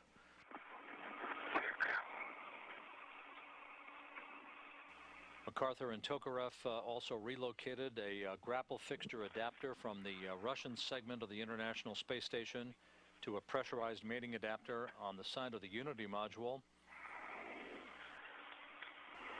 They attempted to drive a safing bolt onto one of two redundant cable systems connecting the S0 truss of the International Space Station with the mobile transporter rail car. That task proved to be elusive for Bill MacArthur, was not able to be achieved per the nominal task, and so the trailing umbilical system cable was removed from its cutting mechanism, the integrated umbilical assembly, in which the cable plays out to enable the rail car to move up and down the rail system of the International Space Station. And the cable was wire tied to a handrail to place it in a safe configuration until further action can be taken and further analysis can be made as to how best to proceed on a future spacewalk to bring that cable system back into its full operational state. In the meantime, with one severed cable and the other on one of two redundant systems having occurred, its severing through an inadvertent activation of its cable cutter back on December 16th, and with the second redundant cable now wire tied out of its cutting mechanism altogether, the mobile transporter cannot move for the time being up and down the rail system until the replacement of one of the reel assemblies for that trailing umbilical system on the STS-121 shuttle mission coming up later this year, and through additional work again that will have to be undertaken to bring the second of the two cable systems back into operational status. A canister of microorganism experiments was retrieved from the side of the Pirs docking compartment, and photo documentation of many of the Russian systems on the exterior of the Zvezda service module were accomplished over the course of the last hour by MacArthur and Tokarev.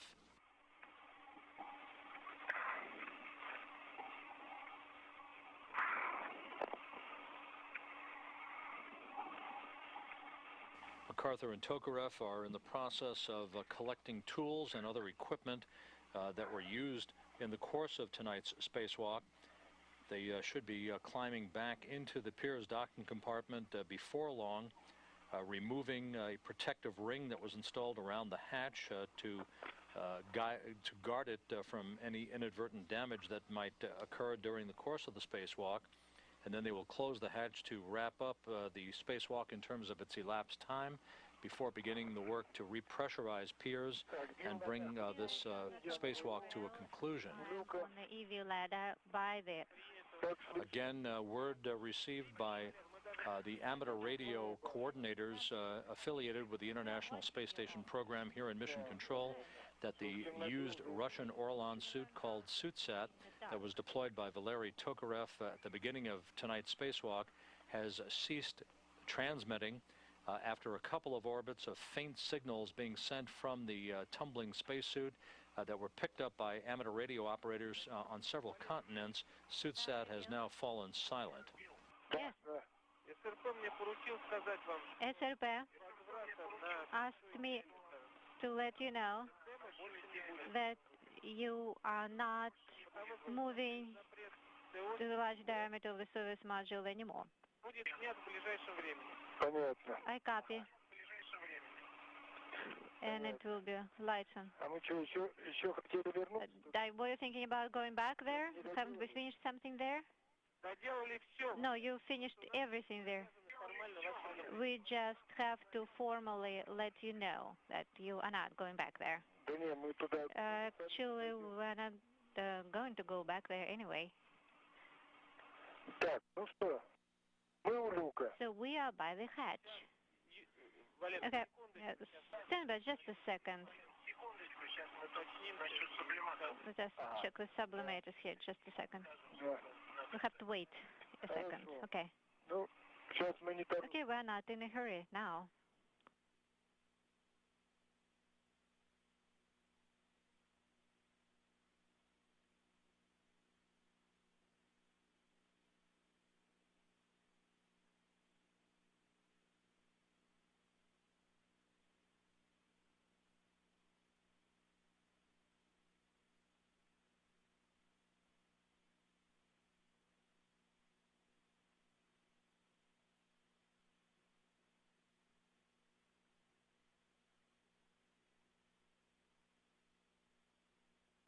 Луна и груза.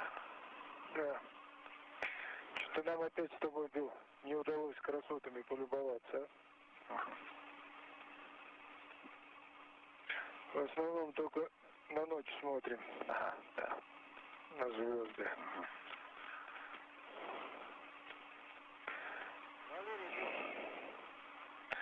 Valerie, Bill? Да. Слушай. Well, if you are ready to get into DC, deactivate your sublimators.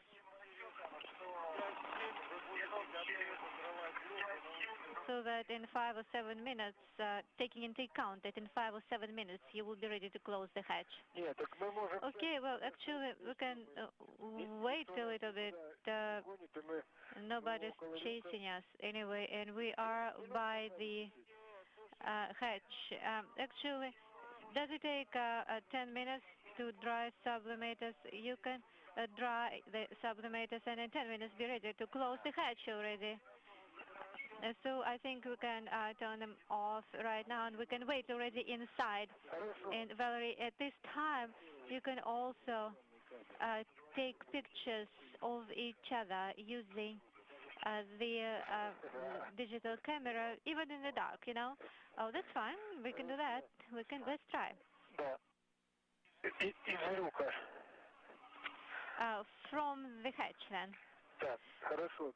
Okay, Bill. Shall we turn off the sublimators? Now 5 hours, 24 minutes into the spacewalk, approaching the end of tonight's activities. Bill MacArthur and Valery Tokarev now back at the hatch of the Piers docking compartment, preparing to climb back inside, hook themselves back up into systems in Piers, and close the hatch to complete tonight's spacewalk. Ingress DC and turn off the sublimators. Okay? I just okay. Take a shot from this and then give you Хорошо. Because I'm not sure that it's too close from the okay, Bill. From there it's maybe better. Okay, the protective ring is removed. This is Mission Control Houston. MacArthur and Tokarev now have removed that protective ring around the circumference of the hatch to the Piers docking compartment. They're back inside and are awaiting a final go-ahead from Russian flight controllers to close the hatch on Piers. That will mark the end to tonight's spacewalk, which has just passed the 5-hour, 37-minute mark. The seals, we are checking the seals. From this side, Bill. Yes, attentively, please.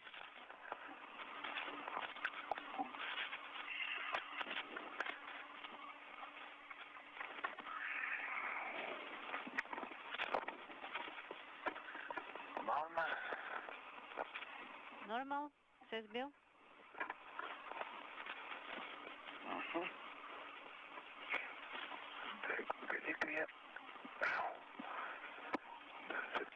Wait a second here. Let me get attached.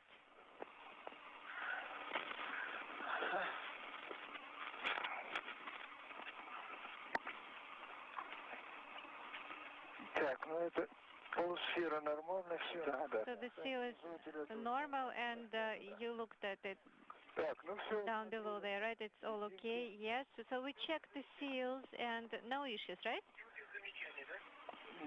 No issues, normal. And the interface surface we examined also.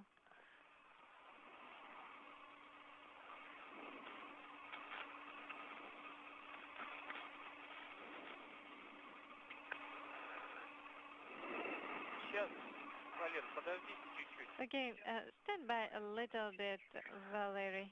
Gennady will talk to you. We're waiting.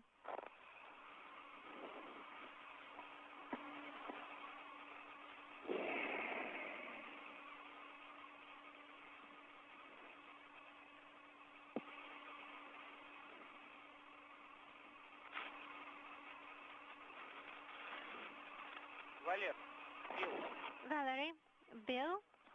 Yes? You may close the hatch. Okay, Bill, wait a minute. And make sure The adjustable tether is released here. Yes, yes. I released it.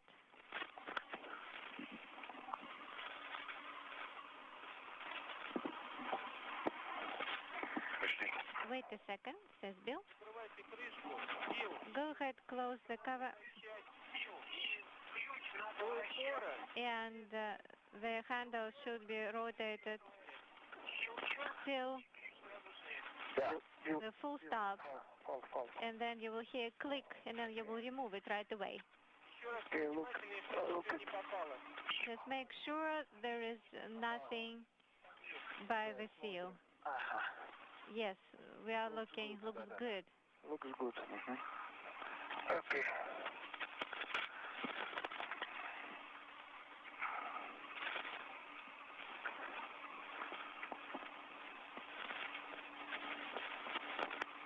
Okay, прижимаю. And pressing it. И контролируйте, чтобы ролики. And monitor the rollers. Да. Yes. Контролирую. Monitoring.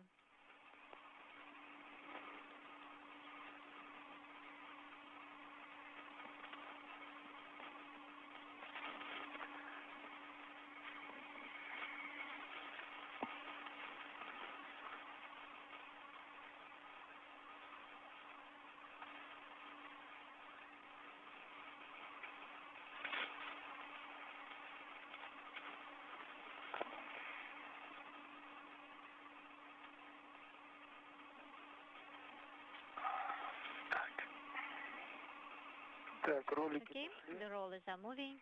Давай. Еще тут вот тяжело. Copy. Двумя руками. Using 2 hands. Здесь надо. Ага, зашли. Okay.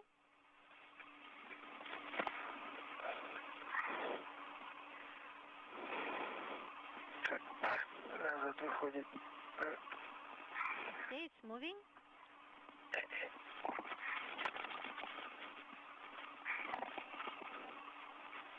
Okay, ладно.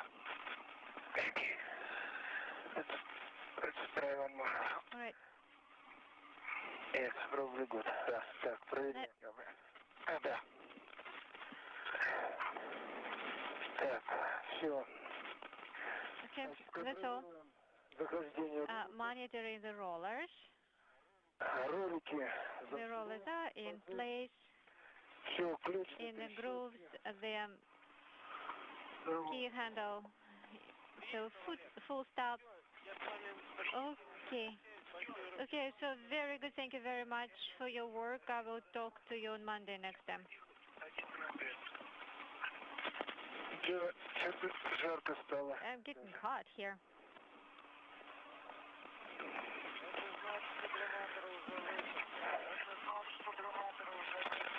The sublimators are off. Да. Так.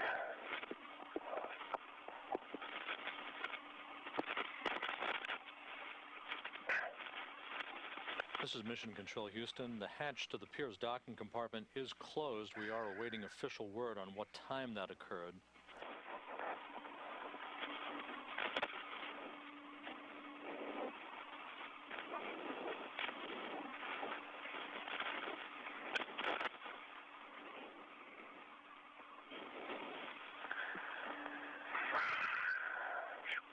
Thank you, Bill. Good job. Thank you. It was an adventure. You did great. Yeah. Bill, Valeria, this is Alexandrov. Thank you for the work you have done before, closing the hatch. Now it is the different team will be working with you. Thank you so much. Thank you. Everything went smooth, fine. Thank you. So I'll see you pretty soon already on the ground. Very good. Thank you. Okay. Valery Ivanovich, this is Nadir. Now cue card 8, please.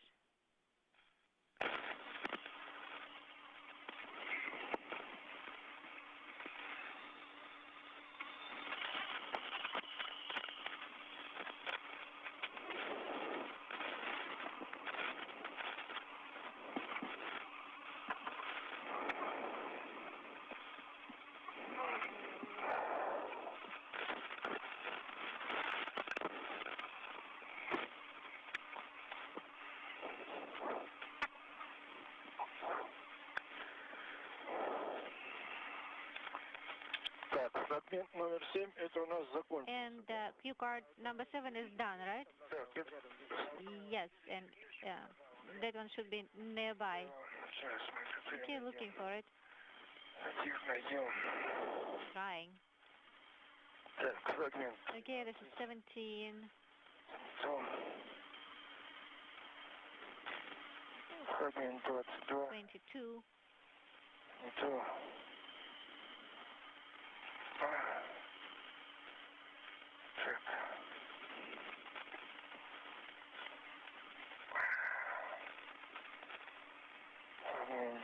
Twenty-two. 03.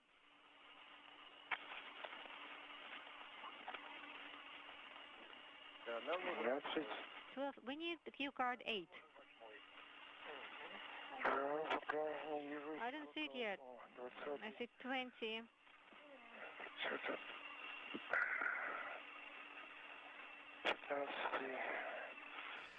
This is Mission Control Houston. The official hatch closure time, as reported by technicians at the Russian Mission Control Center in Korolyov outside Moscow, occurred at 10:27 p.m. Central Time. The spacewalk's elapsed time 5 hours 43 minutes. Bill MacArthur and Valery Tokarev back inside the Piers docking compartment, officially wrapping up a 5-hour 43-minute spacewalk with the hatch closure clocked at 10:27 p.m. Central Time.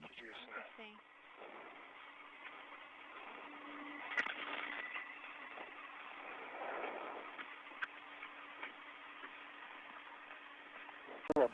Mr. Smith. Auf Wiedersehen hieß es heute aus der internationalen Raumstation ISS für einen ausgedienten russischen Raumanzug. Mit Batterien und einem Sender ausgerüstet, wurde er ins All gestoßen. Amateurfunker auf der Erde sollten seine Signale empfangen. Doch nach 2 Erdumkreisungen war alles vorbei. Vermutlich waren die Batterien eingefroren.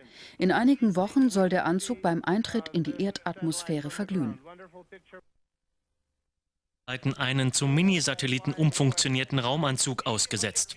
Er sollte Radiosignale zur Erde senden, die von Hobbyfunkern empfangen werden können. Nach 2 Erdumrundungen seien allerdings die Batterien eingefroren und damit der Sender ausgefallen, teilte die NASA mit. In einigen Tagen soll der Raumanzug in die Erdatmosphäre eintreten und verglühen. Well, we depended on a relatively few long records of what we call proxy climate information. They're very special records that basically register the regional temperature for different parts of the world. And especially we choose those records which are very well dated and which extend right back beyond 1,000 years. But how? Can you give us a few more clues as to how you can come up with these proxy records?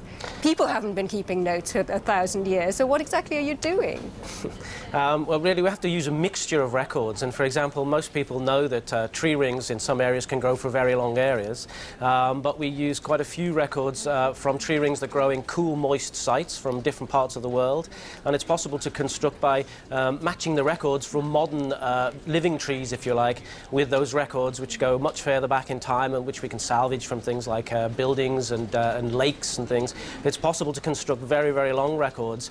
Because they're chosen from areas where the growth of the trees is really responding to temperature, by measuring the relative ring widths through time, it's possible to see a year-to-year record of average temperature for every one of those areas where we have data. That's really fascinating, but of course we're not talking about how you went about doing your research, but what they showed, which is that there have been periods of warmth and periods of extreme cold, and it looks like the 20th century was one of the warm periods. Yes, well, what we actually found, we asked a very simple question, as if we take, we've chosen 14 special records that have been taken a long time to produce, which we believe have a very strong relationship with temperature. By looking at the variability in those records from year to year over the last 1,000 years, we can ask the simple question of how many of those areas showed significant warmth and how many showed significant cold periods at any one time. And when we add that record up and we compare it right the way through until the present day, we find that there was in fact a period of warmth, a widespread period of warmth in medieval times around 1,000 years ago. We also find very strong evidence for a cool period at the end of the 1500s and through the 1600s. But what we find most striking in our analysis, that the most significant different change is in the 20th century, when we find that nearly all of the records show warmth in everywhere we look, basically. And so what we're saying is global warming, briefly, that's what people are going to ask. Does it matter? Yeah, well, what we're saying is that this is pretty much unprecedented, unprecedented extent of warming. Certainly, is possible as far back as we can tell now. Professor Briffa there explaining his research to us, and joining us now is the BBC's environment correspondent Sarah Mukherjee. Sarah, the significance of this research, how do you see it? Well, I think the professor's point there was a very good one, that we have always seen, or climatologists have always seen, these rises and falls in temperature. And as he pointed out, it was as warm as this 1,200 years ago. Greenland is not called Greenland for nothing, because it was green. And the Romans, in the furthest north reaches of their empire, grew vines, people had wine, which we associate now with sort of Mediterranean areas and hot places. The difference is, as he said there, was the speed, the acceleration of temperature, and that's the thing that has got climate change scientists worried. Now, if you talk to them, because this has always been an argument that perhaps the more sceptical people in the scientific community have put across, I said, well, you know, we have always had temperature rises and falls. It's part of the natural balance of the world. The climate change scientists are saying yes, but what worries us is how quickly this is happening and over such a relatively small amount of time. It's worrying scientists, it's also worrying our viewers. We've had a whole lot of emails on this very subject. Here's Greg in the UK who writes, "We need to change the way we live dramatically. If not, we all face total or near extinction."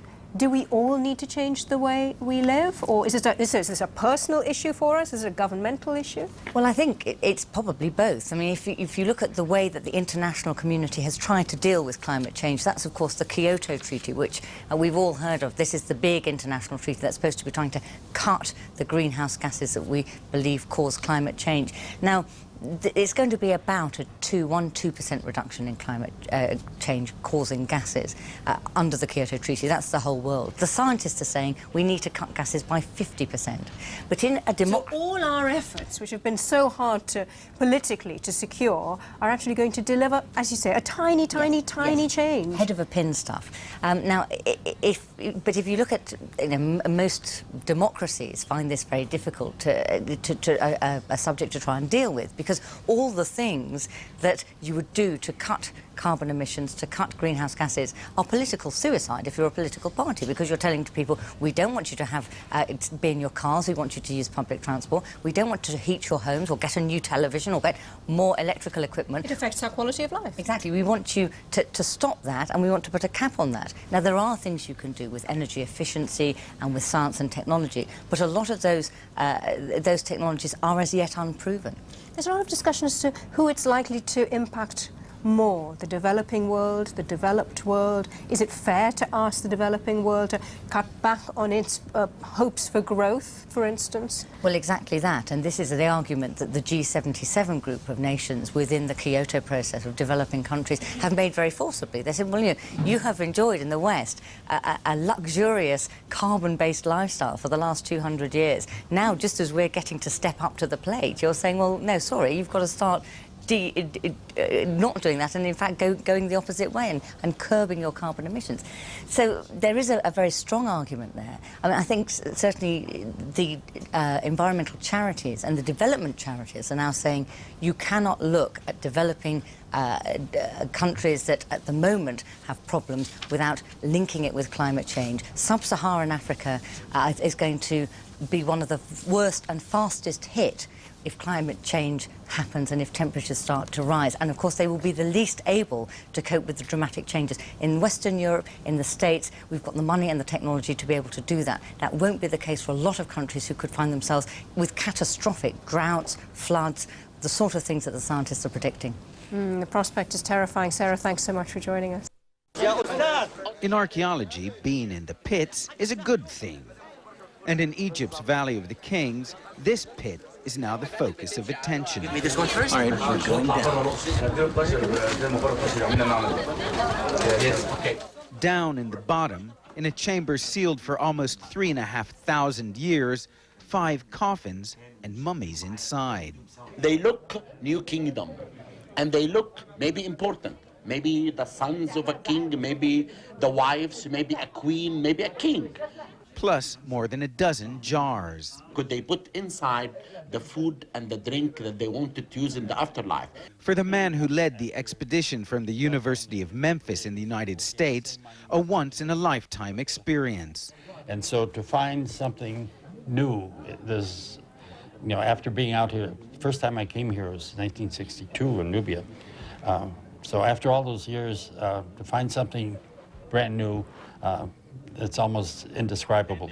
Of course, brand new to archaeologists means thousands of years old. And our little photographer, Heather Alexander, came down to take pictures as soon as we hit the top of the shaft.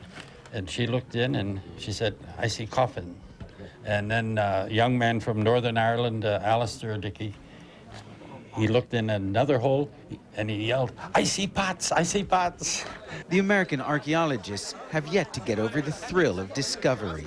A little bit of disbelief in the moment that you're there. It was pretty exciting, and it was just kind of took your breath away. King Tut's tomb, just a few steps away, was discovered more than 80 years ago.